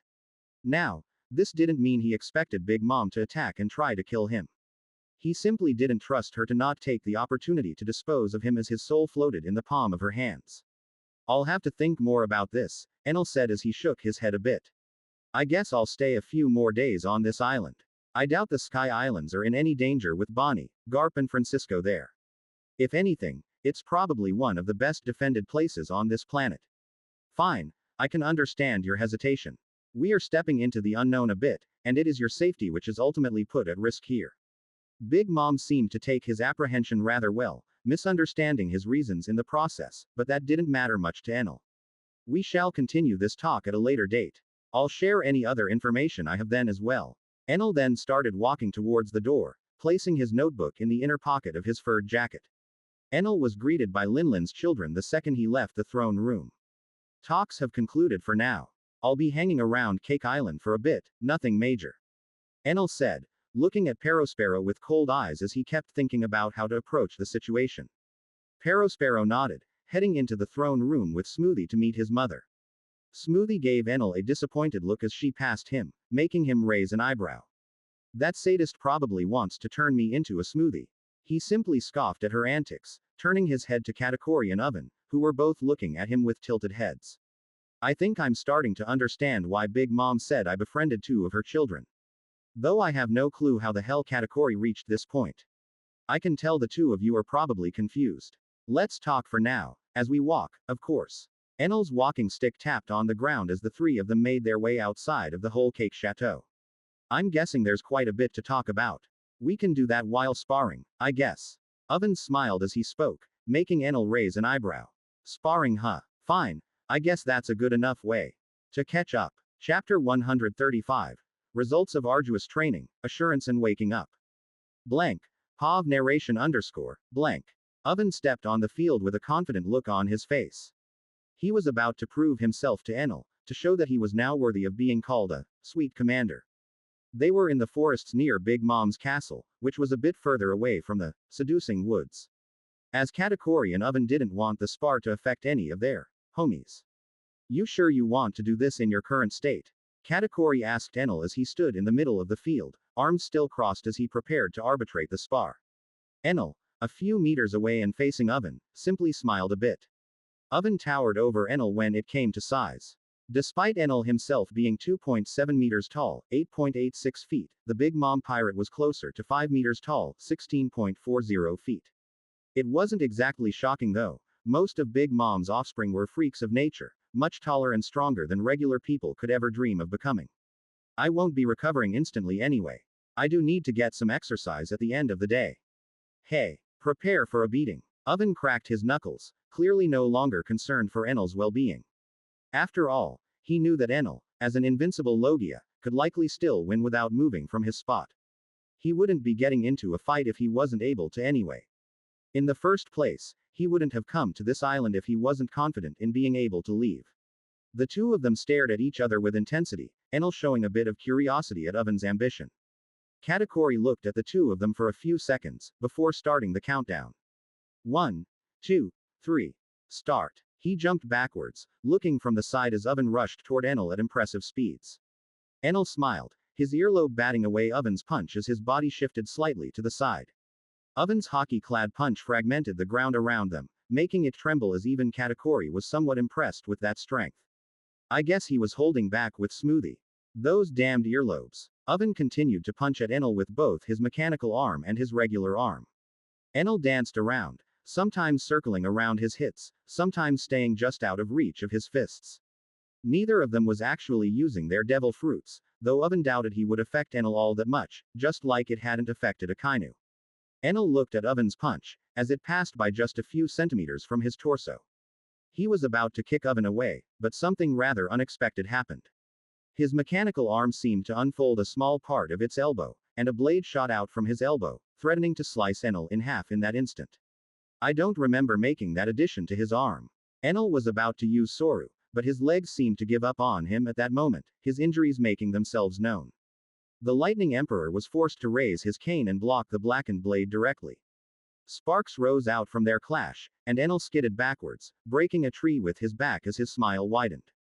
Not bad, Enel said as he tapped the front of his boots on the ground and narrowed his eyes. Oven is becoming a proper fighter. If I get him to join me in the future, he will certainly make for a good cadre. There's more where that came from. Oven shouted as the large blade was retracted into his mechanical arm. He then pointed his palm towards Enel, and his entire arm shifted, forming a cannon. Due to his size, the arm cannon was basically just as large as that of a ship. I already told you, that won't help much against stronger opponents, Enel said as he patted the dust off of his shoulder. Hey, Oven simply chuckled a bit as the cannon shot out almost instantly. Enel's smirk didn't die down at all, ignoring the attack mostly as he concentrated on approaching his opponent. He took a few steps forwards, preparing to bat the cannonball aside with his cane. Then he noticed that it was extremely familiar looking. What the hell is a buggy ball doing here? Enel asked himself as a large explosion engulfed him completely. Boom. The ground shook. An earthquake seemed to rattle the entire field as the explosion of that cannonball rang out. Katakuri was forced to create a small shield of dough in front of him to not get too much dust on his clothes. Hey, he's bound to take things more seriously now. Oven muttered to himself as he rushed into the smoke. No way that modified cannonball did anything to Enel, but he's got to be at least a bit surprised by the explosion. Oven appeared behind Enel, tracking him through the smoke with his observation as he raised his fist, preparing to punch the Lightning Emperor into the ground. Enel raised his cane, pointing it upwards at the larger man's chest. Oven scoffed, immediately shifting his body around that cane, his figure seemingly turning into a piece of paper, swaying in the wind. This somewhat surprised Enel, as he twirled his wrist, and the cane expanded. He quickly swiped at the dodging pirate. He ended up batting Oven aside, causing his feet to drag on the ground for 2 meters. Much to Enel's surprise, Oven was not injured at all. Tekai as well. Oven was still close enough to attack the surprised Enel, his punch coming down towards Enel at breakneck speeds. The pirate smiled as he almost felt his fist connect. But that smile turned to a frown the next second, as it passed through an afterimage of Enel. His punch once again hit the earth, blowing all of the smoke away and destroying any tree that was unfortunate enough to be too close to the fight. Oven sweated a bit, as he clearly felt Enel sitting on his shoulder. He looked up, only to see a rather calm smile coming from the Emperor. With a grunt, Oven's shoulder shook and threw off Enel, who landed in front of him gracefully, tapping his cane on the ground twice. You've improved a whole lot. Kami-e, Tekai, I guess you were paying attention to our training sessions in the past. Oven smiled even more at that praise, somewhat pleased that the results of his training were recognized even by Enel, a person that he considered to be just as powerful, if not more so than his mother. But I guess I should end this now. Enel twirled his staff on his wrist, before grabbing it and swinging it at great speeds. In doing so, he created a gigantic flying slash, one that Oven had no choice but to jump in order to avoid. Enel tapped his cane with one of his earlobes, turning it into an earring, and jumping towards Oven. The flying slash passed below Oven's feet, severing all of the trees behind him instantly. But that didn't mean he was out of the hot zone, as Enel appeared right in front of him, his hand extended and grabbing his face directly. Oven's mechanical leg quickly perked up, a large blade bursting out of his knee and ripping through his pants. Enel's body simply bent around that blackened blade, smiling as he did so. Before Oven even realized it, Enel stepped on the air above him, and with a powerful dash, slammed his head into the ground, creating a small earthquake in what remained of that forest. Oven managed to protect himself with hockey, but Enel still gripped his head tightly. Before he could even grab Enel's arm, one of his earlobes seemed to turn into a drill and point directly at his chest. I win, Enel simply said as the tip of that drill hovered over Oven's chest. Oven was about to try and melt the drill, but he gave up after reminding himself that Enel could still control it regardless. Good fight, Enel said as he turned the earring back into a cane. It was decent, though neither of you really went all out. Katakuri commented from the side with a deadpan. Hey, I would love to spar with you as well, but I'm afraid I'm in no state to continue fighting. Enel said as he looked at the bloody bandages that covered his torso and stump. Indeed, Katakuri said with a cold gaze. So what exactly did you discuss with Mother? He walked over to his brother and picked him up from the ground, allowing him to stand on his own after seeing that he was able to. Oh, nothing more than a business proposition, Enel said as he waved his arm around a bit. Trying to find out more about myself and my situation. He continued, getting a few odd looks. Yeah, that whole deal with you being soulless was pretty strange to hear. Oven said as he fiddled with his mechanical arm for a bit. Turns out I do actually have a soul, but your mother might have to rip it out of me in order to look at it. Enel couldn't help but chuckle a bit when seeing the reaction of the brothers. Wait, what? Oven said as he perked up immediately. And you let her do that? Nope, at least not yet. Still thinking about it. I do have a lot of information I can give, but I'm unsure if I can truly use it as leverage when my soul will be in the palm of her hands. Enel shrugged as he spoke. Katakuri sighed a bit. Indeed, Mother isn't exactly the most morally upright individual. Hey, neither are any of us. I'm sure she'd think the same in my situation anyway. She gave me some time to think about it, whether to go ahead with it or not. But since your situation is special, there might be the chance that you'll outright die anyway, isn't there? Katakuri said as his red eyes narrowed a bit. Of course there is. That much is obvious. But this is still the best chance I've got to learn more about myself. Which is why I am still weighing my options. What if we vouch for you? Oven said as he scratched the back of his head. Enel looked at him with a raised eyebrow. Unsure how that would help. We are not on bad terms anyway. It's just that my weariness doesn't allow me to just put my soul in the palms of another. Then I guess we can only vouch for her, to you. Katakuri ended up saying, crossing his arms as he did so. What? Enel asked, his confusion not hidden for 1 second. I guess you're right, big brother. In the past few months, Mother has changed exponentially. So much so that it's a bit unreal. Oven spoke out as he scratched his beard a bit. Much like yourself, Katakuri said as he scoffed a bit under his scarf. Well, I did go through a life-changing event, lost an arm and a leg.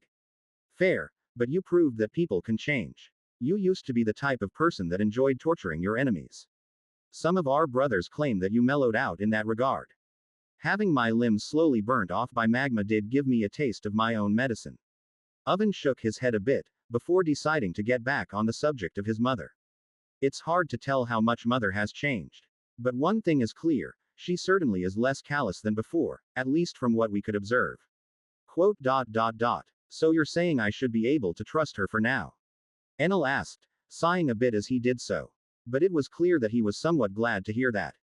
We're saying that the chances of her taking advantage of the situation are a lot lower than usual. Don't get your hopes up too much. Katakuri shook his head a bit, somewhat pouring some water on Enel's enthusiasm. Oven also seemed a bit conflicted. Why, seems we aren't able to give you much assurance after all. No, this is good. Well, as good as it can get in this type of situation anyway. Enel ended up smiling a bit, appreciating the pair of brothers for the strange care that they showed. I'll think it over the following days. Do you know any place I can sleep in? The brothers nodded. There should be plenty of room in the sweet city. Plenty of inns there. Great, thanks. I'll be heading off then. Enel waved at the two of them as his figure started to fizzle out. Katakuri raised his arm and was about to say something before Oven stopped him. Doubt he'd need a guide or a handler. Mother seems to trust him enough to let him wander through the palace, so it doesn't matter much. In the end, Katakuri couldn't argue with that logic too much. He just shrugged and looked at his younger brother. Now then, the two of us have a lot to talk about. And, as things continued to unfold on Cake Island, a certain emperor on a flying island finally managed to wake up. Chapter 136. Revenge, Loyalty and Resolve. Blank. Pav narration underscore, blank. Kaido felt the chains surrounding his body as his eyes opened. He was in a dark cell, tied by some chains, and with a seastone collar around his neck. If he truly tried to, he could have escaped from his bindings. He had already trained his resistance to seastone, and could somewhat use haki while bound by it. I could slip away undetected with some difficulty, but my subordinates would still be left here. Besides, since they haven't killed me, they likely want me to speak to their leader. Kaido narrowed his eyes as he remembered Francisco naming his new captain at some point. Enel, that former marine turned emperor, actually managed to tame a wild beast like Francisco. To Kaido, that was simply hogwash. He was almost sure that Francisco had some type of agenda, some goal he wished to accomplish. I remember him being fiercely loyal to Zebek. No chance in hell he easily accepted a new captain. Now that he was stuck in a cell, recovering from the injuries inflicted by both Garp and Francisco, he had all the time in the world to wonder about reasons, and motives, and to try and see things from varying perspectives. What annoyed him more was that he could sense that he was placed right beside his subordinates, a mere few rooms away. It would be oh so easy to break out, free them, and attempt an escape. Alas, trying to escape wouldn't really do much. Besides the seemingly relaxed security of the prison, Kaido was quite sure that both Francisco and Garp were keeping an eye on it. Francisco alone could likely take care of them all, especially since Kaido was still injured. And Garp's body, although weakened by age, was still a monster by all definitions. Someone that Kaido was certain he wouldn't be able to win when not in top condition. Why did all of this shit have to happen in tandem with the world government becoming weaker? The King of Beasts could only curse his bad luck on that front. As if he had not commanded his subordinates to take over the Sky Islands, then they likely wouldn't have gotten captured. Then again, Kaido couldn't help but be at least a tad intrigued by this Enel figure. Meeting him might not be so bad. Especially since this might give me some time to actually recover. Kaido had already started planning out his revenge. Against the people of Skypa, against Garp, against Enel, and most importantly for him, against Francisco. Hey, you are as predictable as ever. Kaido sweated a bit as he heard a voice from his side, a figure finally registering in his senses. Looking at that figure, Kaido narrowed his eyes as he took in the sight of the relaxed blonde man in front of him. I guess this ghost felt me waking up. Your expression is as easy to read as ever. Francisco dragged over a chair, and sat directly in front of Kaido, leaning into the seat as his relaxed smile seemed to irk Kaido somewhat, though the Emperor was struggling to not show that on his face. I bet you're planning out revenge already, that you're already imagining the broken bodies of those that have inconvenienced you already at your feet. Francisco's relaxed gaze turned into a cold stare as he spoke. Hey, might be easier said than done. Kaido looked at Francisco's youthful figure for a bit. A fruit that completely reverses time. Why haven't I heard of it before? Still, if you know me so well, then why haven't you killed me already? You know I'm not the type to leave things like this go. Kaido muttered. The frustration etched in his tone did cause the old swordsman some amusement. Yeah, I know you're probably going to try something stupid. It isn't really about probability either. I hope you do try something dumb. This may prove to be a good opportunity for Enel to grow. Francisco simply nodded as he spoke. Learning opportunity. For that fledgling pirate. You're trying to tell me you are actually loyal to that newbie. Kaido was wholly confused when he heard his former superior. What the hell did Enel do to get him on his side anyway? Did his ambitions resonate with this insane old monster or something? I dare not joke about loyalty, Kaido. I for one, don't take that word lightly, unlike someone else in this room. Francisco's piercing gaze made Kaido somewhat ashamed, but that shame didn't last long, as Kaido decided to simply bite the bullet and say his woes. Oh, don't even get me started. Do you think any of us could have been loyal to that prick? He managed to turn everyone against him. You are the only one that stuck to him like a fly to shit. The Dragon Emperor's words seemed to be filled with decades-old anger and frustrations. He was likely glad to finally have the opportunity to let off like that to someone close to Zebek, even if he couldn't speak to Zebek himself. Quote. Kaido stood silent after that, expecting some kind of reply from Francisco, or some sort of violent reaction.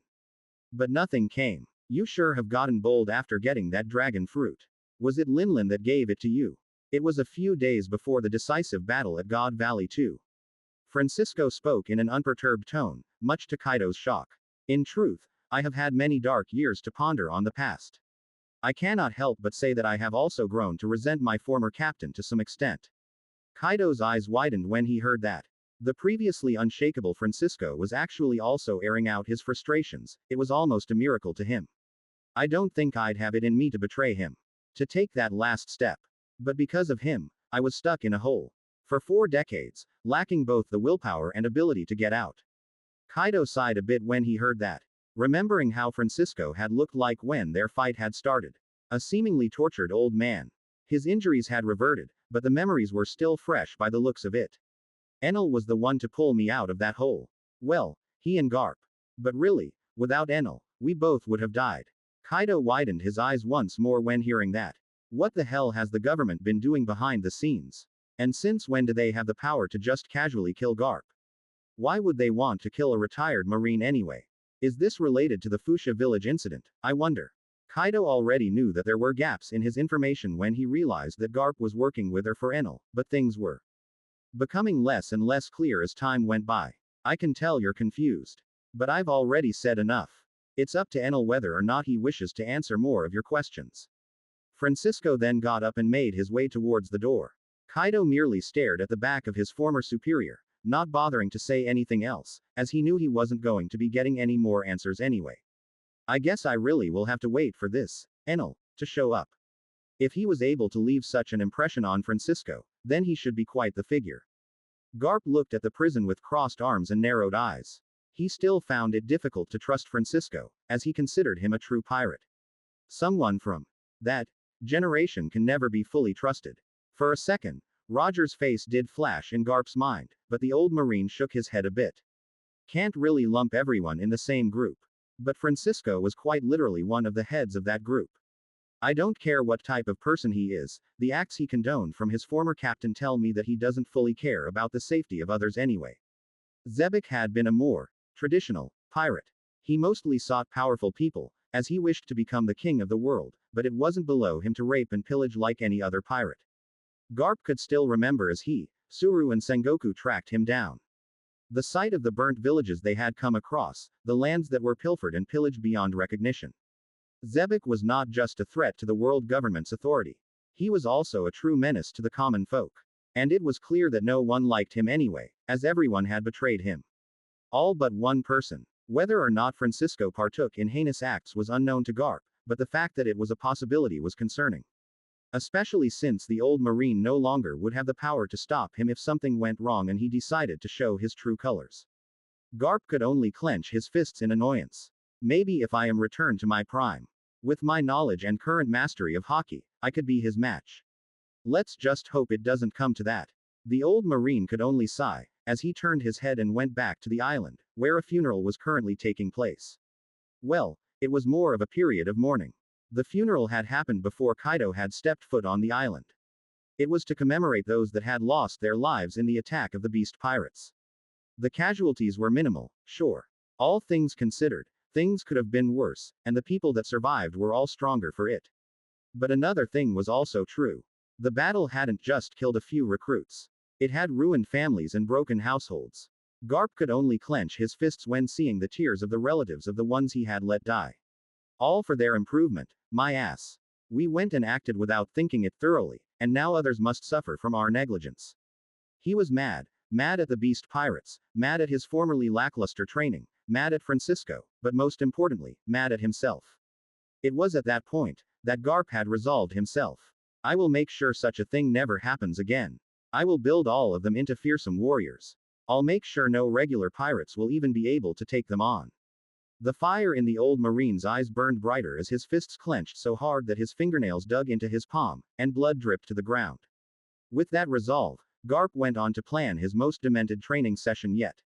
Scrapping the former. Relaxed. One entirely. And while that was happening, the Sky Island was still drifting. Slowly heading in a random direction, as they had no control of the engines and no energy to power them consistently. Now, was that really a good thing? Chapter 137.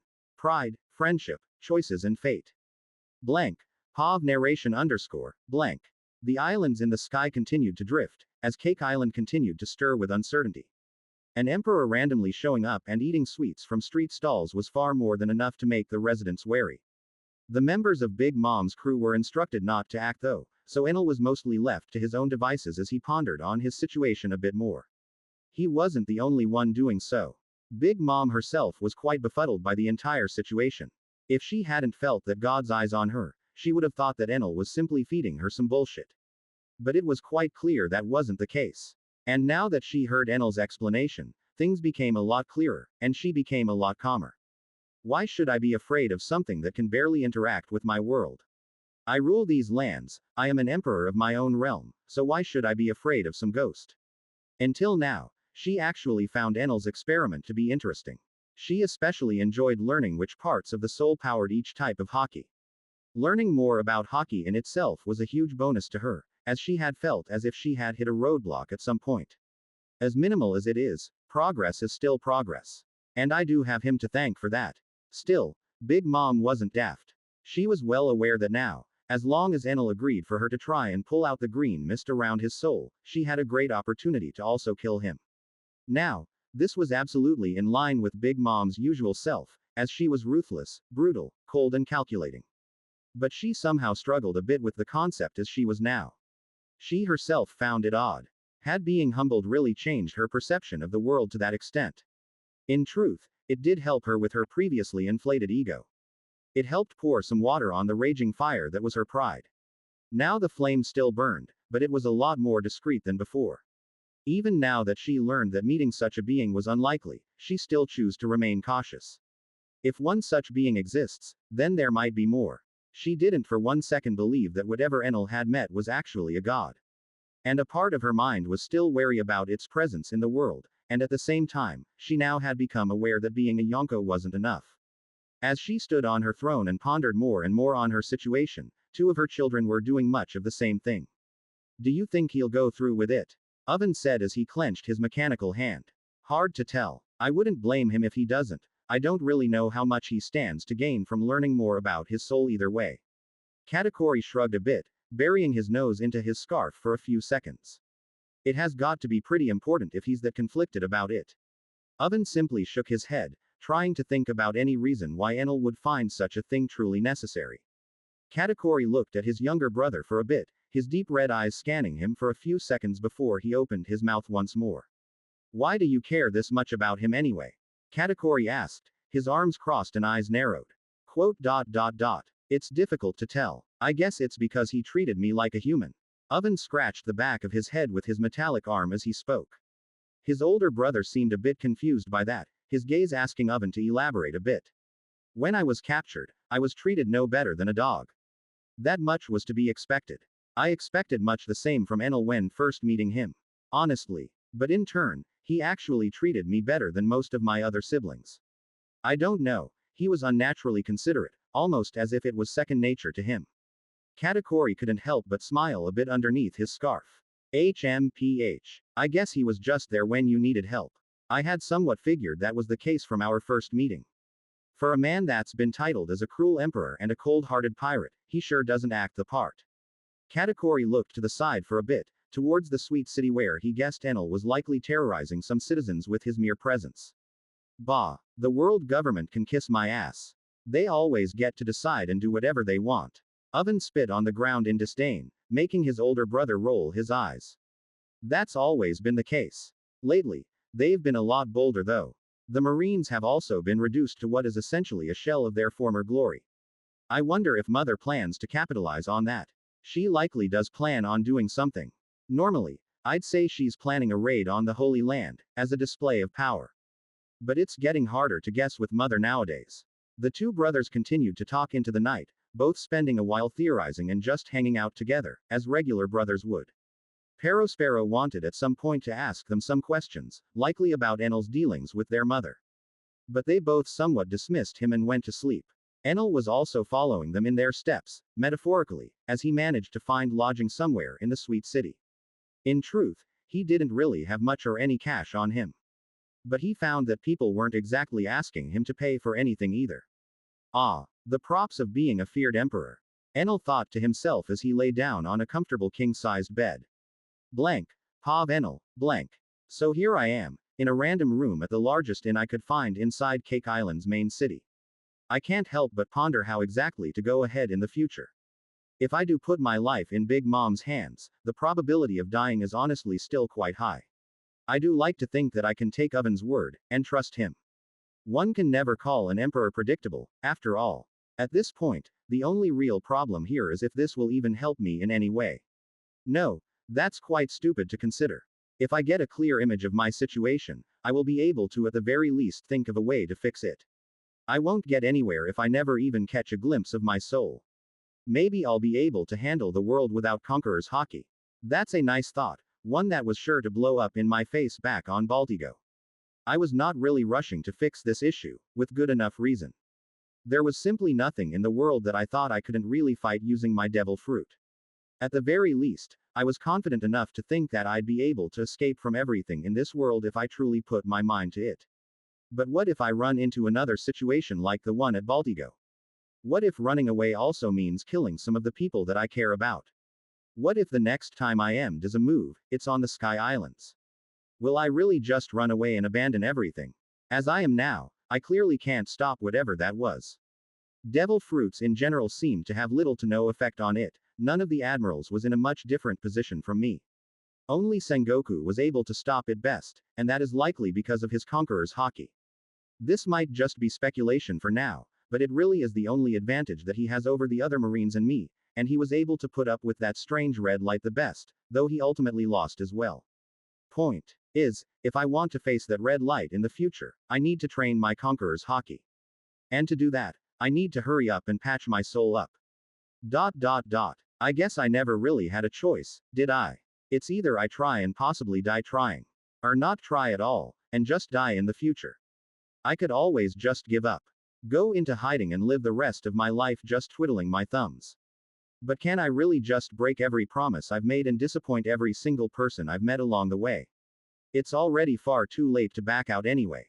The world government will hunt me down till the end of this planet. I'll have to visit Big Mom tomorrow again. I think I'll bring Oven and Katakuri with me. She might be less likely to do something with the two of them there. Or she might be more likely, as they are the children. Oh, whatever. I'll see to it. After some well-deserved rest. Blank. Pav narration underscore, blank. Enel went to sleep, all these thoughts piling up in his mind, forming something akin to a pile of dirty laundry that the Lightning Emperor chose to ignore and simply rest. He needed rest, both mentally and physically. And as he rested, his home and main base still drifted, carried by the wind and basking in the sun. This time, it was on a direct course to crash into something. Something large, made of earth, and also floating in the sky. As a twist of fate would have it, the world's only flying islands would come close to crashing into each other, allowing old friends and enemies to meet once more. Chapter 138. The Flying Lion's Rage and Confusion. Blank. Pav narration underscore, blank. Wiper didn't quite know why everyone was scrambling so frantically. He was a bit confused, at least until he finally saw it in the distance. A huge, Floating island just as big as their own, if not bigger. It was just hovering in the air, directly in their course. If the wind doesn't change, it will be a full-on collision. Wiper instantly started panicking when he thought about that. But he somewhat calmed down when he remembered that his new Conqueror's hockey teacher was also on the island. Pretty sure he can do something about this. I hope. Wiper thought to himself as he started hurrying to Gonfal's side.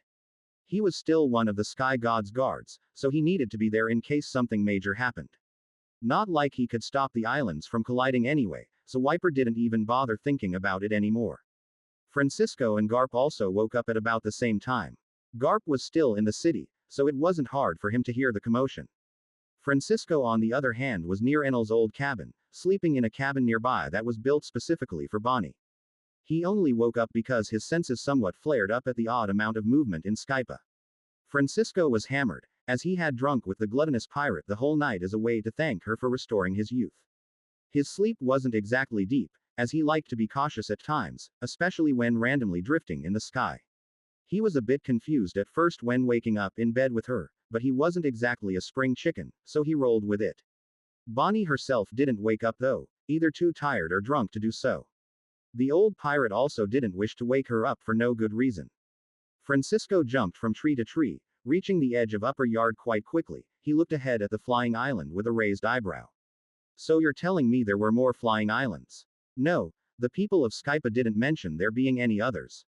It's also not flying through natural means, there's no cloud carrying it. Wait a minute, is that bastard still alive? Francisco couldn't help but smile at the thought. The Rock's pirates had many members, but not all of them were figures he had heard much about from the briefings Enel had given them. In fact, most of them had been forgotten by history, much like Francisco himself. But the stronger and more talented seemed to have survived and thrived regardless. So Francisco was somewhat befuddled that he hadn't heard about the flying pirate at all. Shiki the Golden Lion. Garp did mention him breaking out of Impel Down at some point by cutting his legs off, but I don't really remember that. I was probably already down on level 0 at that time.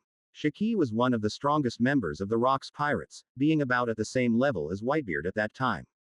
Francisco knew him very well, and the two of them had separated on good terms. He was off doing his own thing when God Valley happened though. The old master swordsman was unsure which side Shiki would have picked, but that was somewhat irrelevant at that point. Meeting an old, but friendly face might make for a nice change of pace. He thought to himself as he smiled widely and crossed his arms. Then he stopped for a second, as the thought finally reached him. Wait, aren't we just going to crash if we keep going? At the same time, Garp also stepped onto upper yard, meeting up with Francisco at the edge of the island as they both looked at the distant flying plot of land they were about to collide with. Well, shit, I thought that old guy croaked at some point. Garp immediately recognized the floating island as the work of the legendary Golden Lion Shiki. What? You're mad that he managed to escape from you guys? Francisco smiled with a bit of smugness in his tone. Bah, couldn't care less. He was pretty strong though. Without his legs, he is a lot weaker though. Garp also crossed his arms as he looked at the closely approaching island.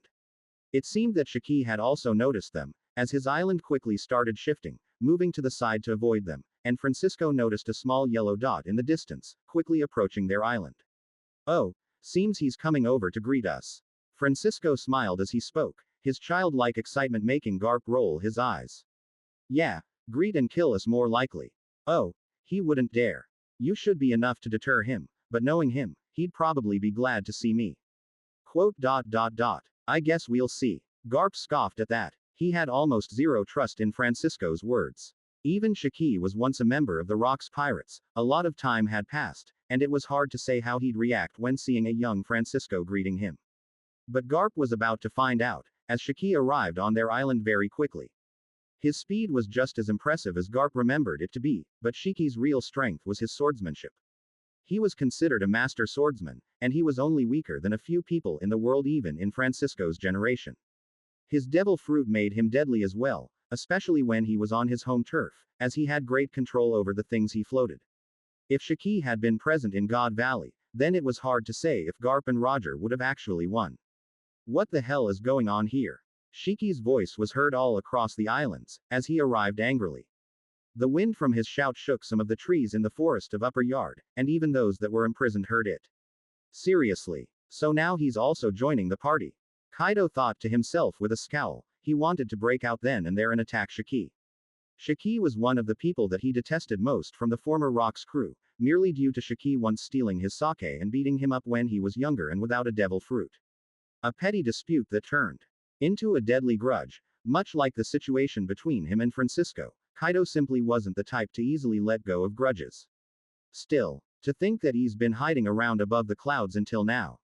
Meanwhile, back at the edge of Upper Yard, Francisco laughed a bit when hearing Shiki's angry voice, and Garp just shrugged. They were somewhat expecting that reaction.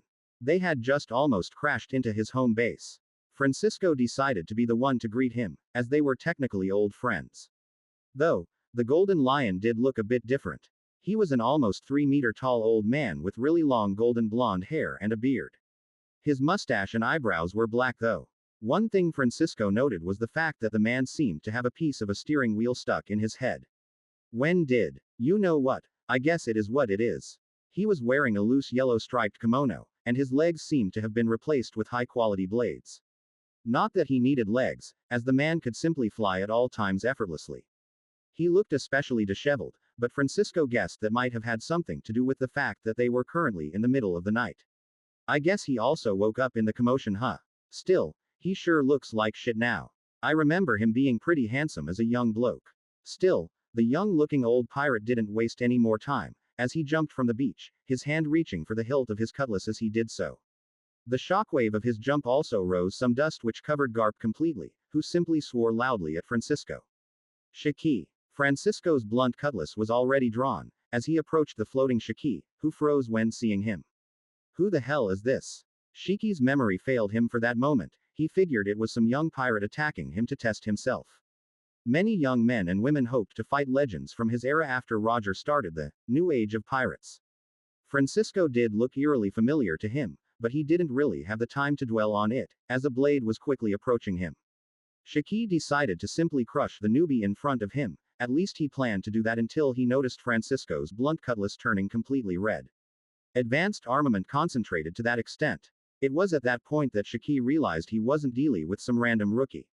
Only a few people could boast about such a high level of mastery over armament after all. His leg blades instantly turned completely black, purple lighting rolling off of them as he twisted himself in the air, and kicked towards Francisco. The two met in the air, causing a shockwave with enough force to blow away all of the nearby clouds in an instant, as their wills clashed with one another.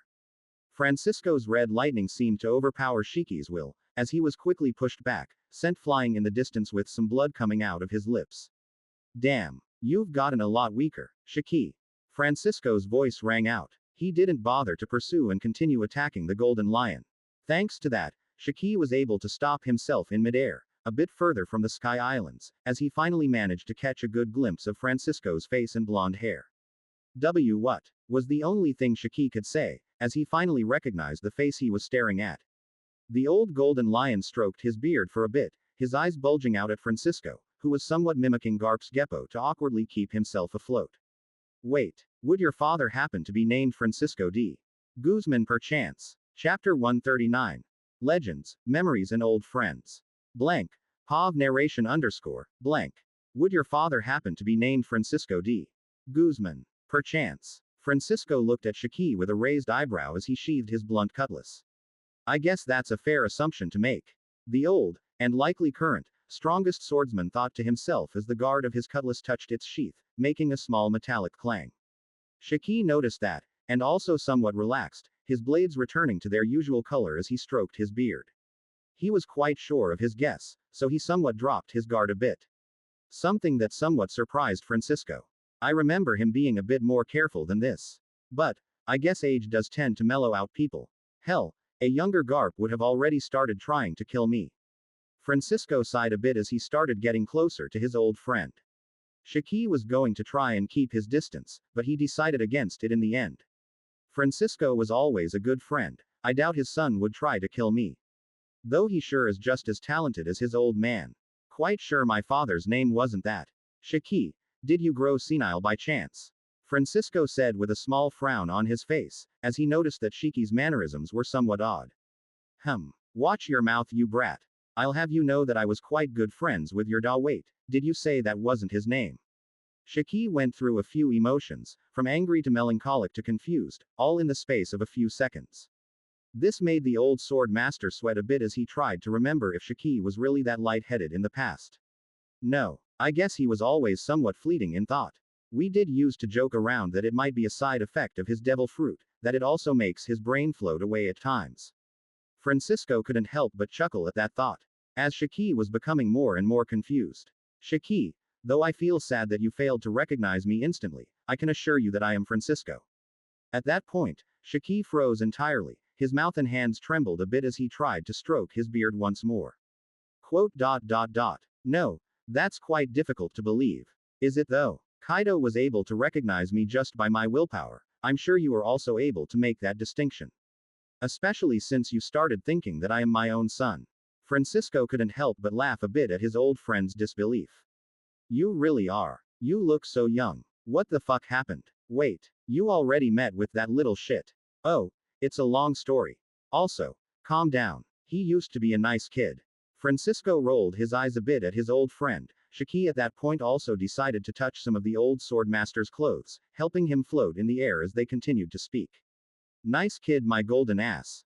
He was always looking for fights and gunning for your position. The golden lion scowled a bit as he remembered a few embarrassing moments from Kaido's youth.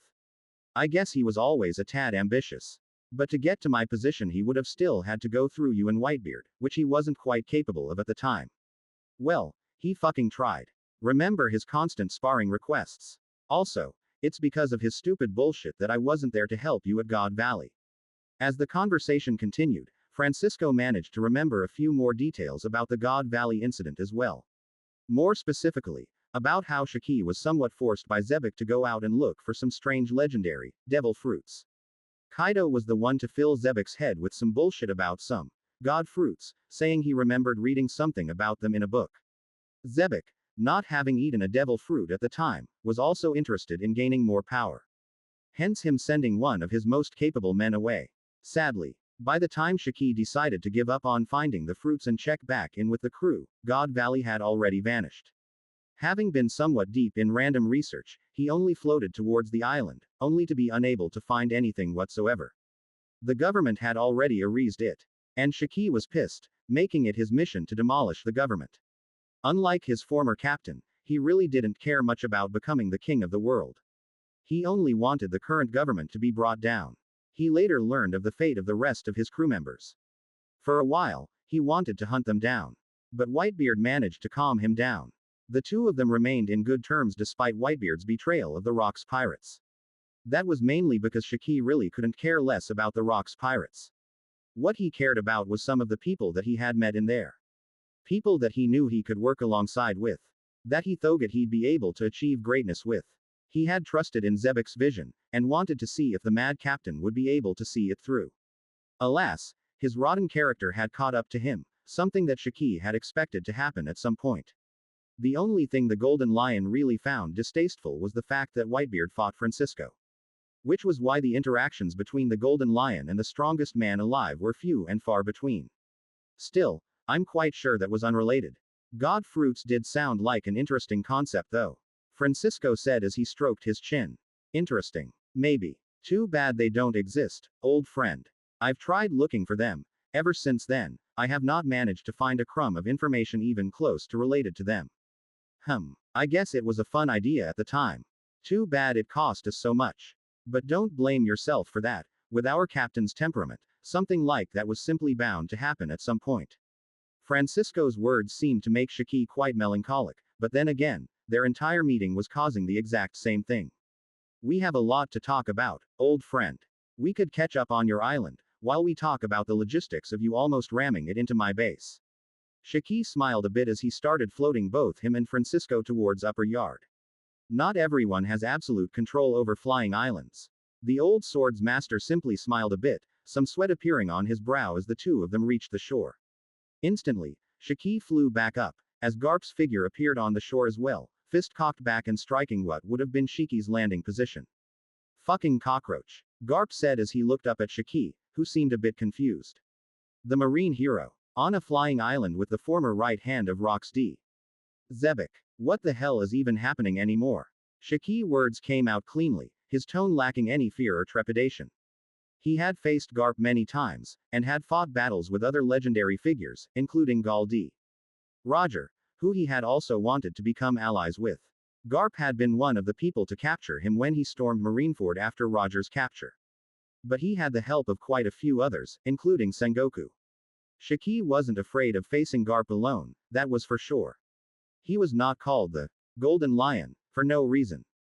There was no assurance of who would win though. It's a long story, pal.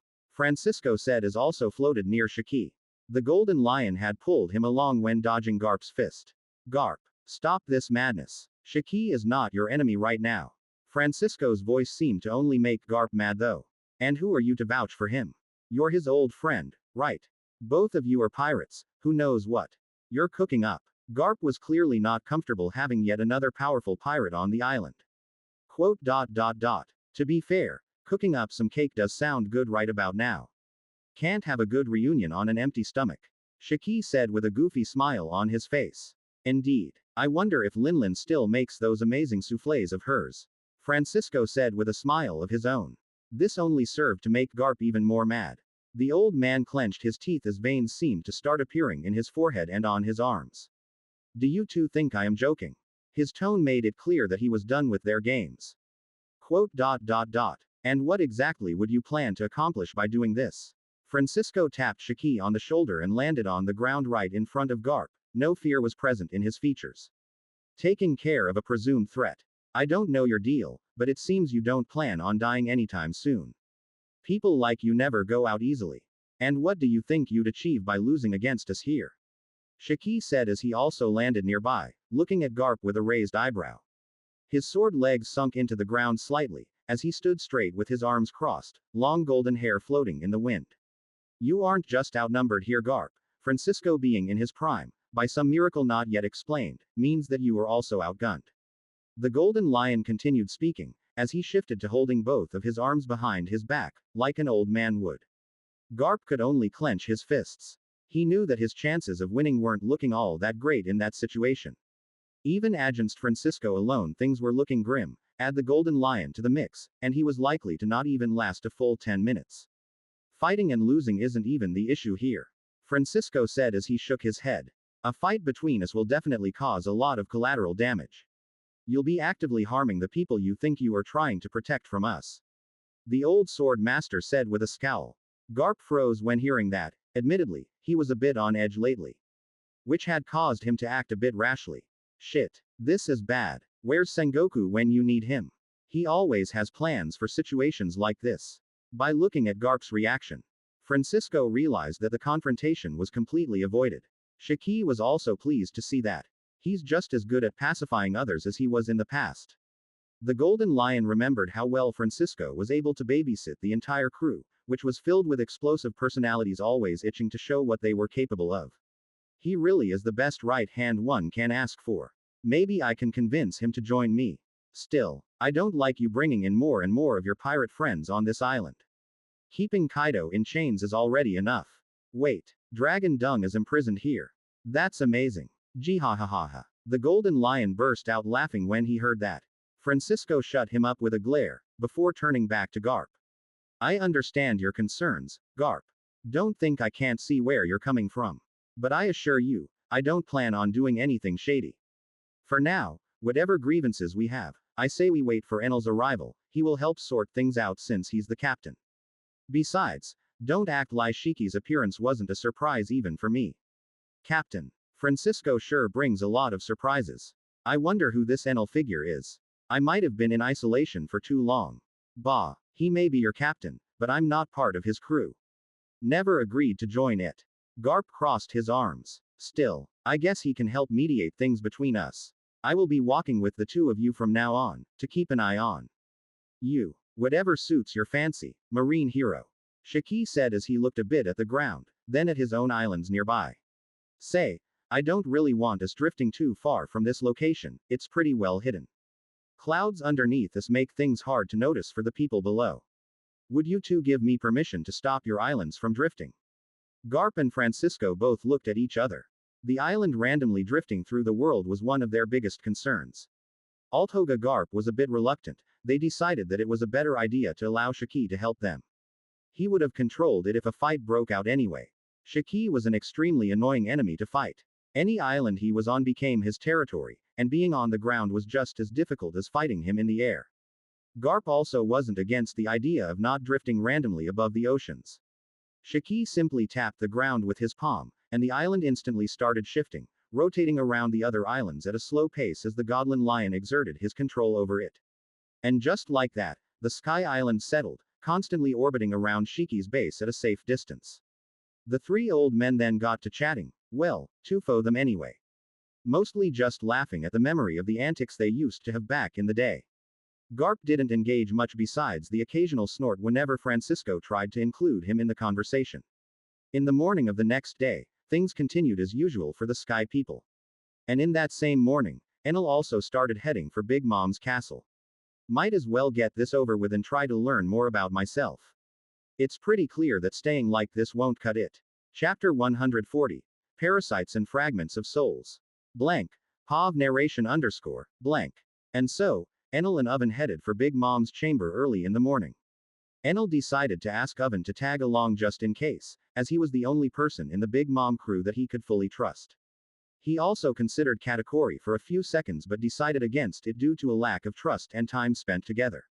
Katakuri was a bit hard to read for Enel, so it was difficult to tell just how friendly the two of them were. No one really stopped Enel on his way to meeting the Emperor, not even Persipero. But that was mainly because Oven was tagging along. Big Mom herself seemed to have been expecting Enel to show up, so she wasn't quite shocked when seeing him. Figured you'd be back quickly enough. Did you have enough time to think about things? The more I thought about it, the more I realized there isn't much to think about. If I don't accept this, then I'll just croak later on. Enel smiled a bit as he looked at Oven for a few seconds. The newly appointed Sweet Commander was a bit confused by the situation.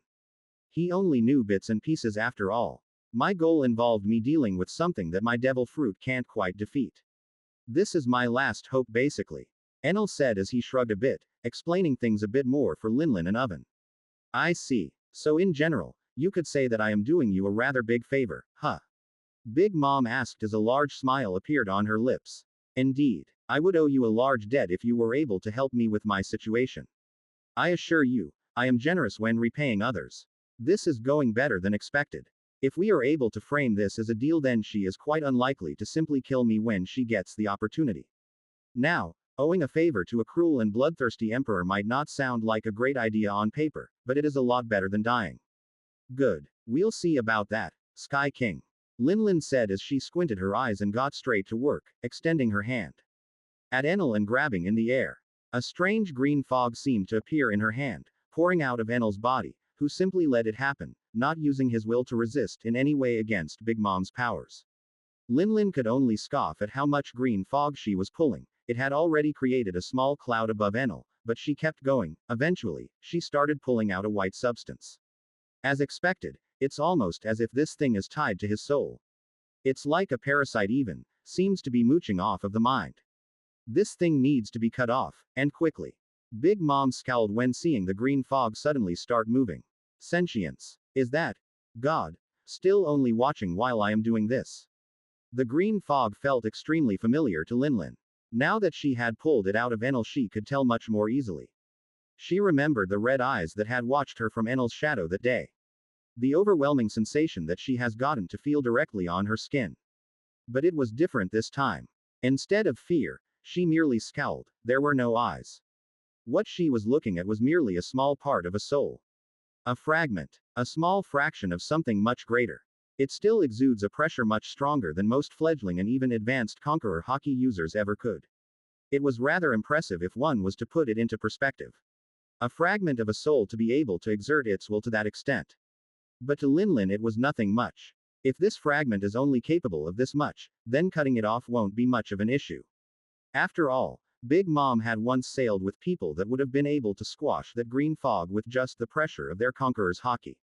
She had also grown to become a fully fledged master in using it. Though she fell short in some instances compared to her former superiors, she was now strong enough to stand at the top of the world.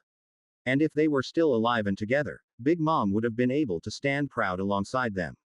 Without any trepidation, she took off her hat, turning it into a huge cutlass, laughing as she did. Ma ma ma ma ma ma. Napoleon. She called out the name of the homie she used as a hat. An object imbued with a small part of her own soul. Yes, Mama. The hat, Napoleon cried out as it instantly turned black, lightning rolling off of it. Big Mom smiled a bit as she remembered a move from one of her former crew members. A movement so basic that it seemed rudimentary, but sharpened to a frightening degree by a powerful will. Sever. She immediately swung the homie at the link connecting the green fog and Enel's soul. Her sword seemed to turn pitch black at the edge, all of her willpower concentrated on that cutting, razor-sharp edge. It was something that she had picked up from the former first mate of the Rock's pirates. Something she had seen him use repeatedly. Once, that simple move had even split an entire island in half. It forced fear to creep into the hearts of anyone that was pitted against it. A tribute to arguably the strongest swordsman to ever exist. It's been a while since I used this. To Big Mom, that was what she was doing. Though her willpower was somewhat lacking compared to that man, the least she could do was replicate the technique faithfully. Her will rang out throughout the entire island. The castle shook as she showcased her conqueror's hockey. The winds churned and a storm brewed, the trees and the forests shook, and the residents of the island instantly became scared. Oven himself flinched, but he didn't try to stop his mother, somewhat realizing her intentions weren't malicious. Though, in truth, he didn't feel all that confident in being able to stop Big Mom's blade by himself. Especially not when seeing the way her sword moved. He had seen his mother fight before, but what he was watching now was entirely different. Was Mother always this strong? Enel didn't seem to want to fight back at all, only some sweat rolled off of him as he felt his being pulled out of his body. Big Mom's will seemed to clash with that of the green cloud, the clash not lasting for even 2 seconds, as her will completely overpowered the opposing one and cut through it cleanly. The green mist was severed from the white parts that seemed to make up Enel's soul. Big Mom looked at the mist for a bit, before she smiled. My, doesn't this look tasty? Immediately, her eyes became excited, and her hands turned completely black. She grasped at the mist as it seemed to want to struggle away from her. Opening her large mouth, she devoured the soul fragment in one bite. Enel looked up at her, a bit tired from the ordeal. His eyes widened completely when seeing her actions. The fragment struggled, but it was no match to Big Mom's guts, as she burped a bit, rubbing her belly in a satisfied manner. This feeling. It's almost as if power is coursing through my veins. It feels so strange, yet refreshing. What the hell are you doing? Enel shouted immediately as his eyes widened. Mama. Big Mom simply rubbed her belly and laughed, before looking down towards Enel and Oven, who were both staring at her with wide eyes. Oh, that. It tasted like cotton candy. And it was just a fragment of a soul from what I was able to tell. I don't know if I'll ever get to taste the whole thing. Big Mom laughed again, making Enel sweat a bit. I see, Enel said as he blinked a few times rapidly, his thoughts frantically going off on Big Mom. Well, I guess she's already consumed hundreds of souls. What's a fragment of a god's soul worth anyway? No, screw that. We could have run some experiments on that thing. What if we made it into a homie and interrogated it? It was an opportunity to learn so much more. Enel was a bit mad, but he didn't let it show on his face at all. Just his eyelids trembled a bit before he sighed, and gave up on any thoughts regarding that fragment of a god. Big Mom will always be Big Mom, I guess. Even if she becomes a bit less sadistic, her gluttony is unmatched. She wouldn't give up on the opportunity to taste a god's soul, even if just a fragment. Well, was that it? Oven asked as he looked around at the throne room that had been turned on its head after Big Mom's attack. Thankfully she didn't slash through any of the castle walls, as she had only concentrated on cutting the green fog, but that didn't mean the shockwaves didn't do any damage to the building. It seems so. There is no more green fog around your soul, Linlin said as she looked at Enel. In that case, we should check it out properly, shouldn't we? Enel asked as he closed his eyes and felt his own aura. He couldn't really spot much of a difference at first, but the more he concentrated, the clearer his mind became. It was almost as if his thoughts were clearer, his mind faster, his breath slower. Enel noticed the world around him slow down a bit, as he started spreading to his will, displaying his lackluster mastery over Conqueror's hockey.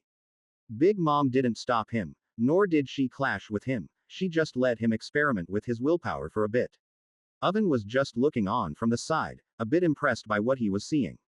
Enel, he feels different. This feels a lot smoother. Enel smiled. The more he used his will, the happier he became.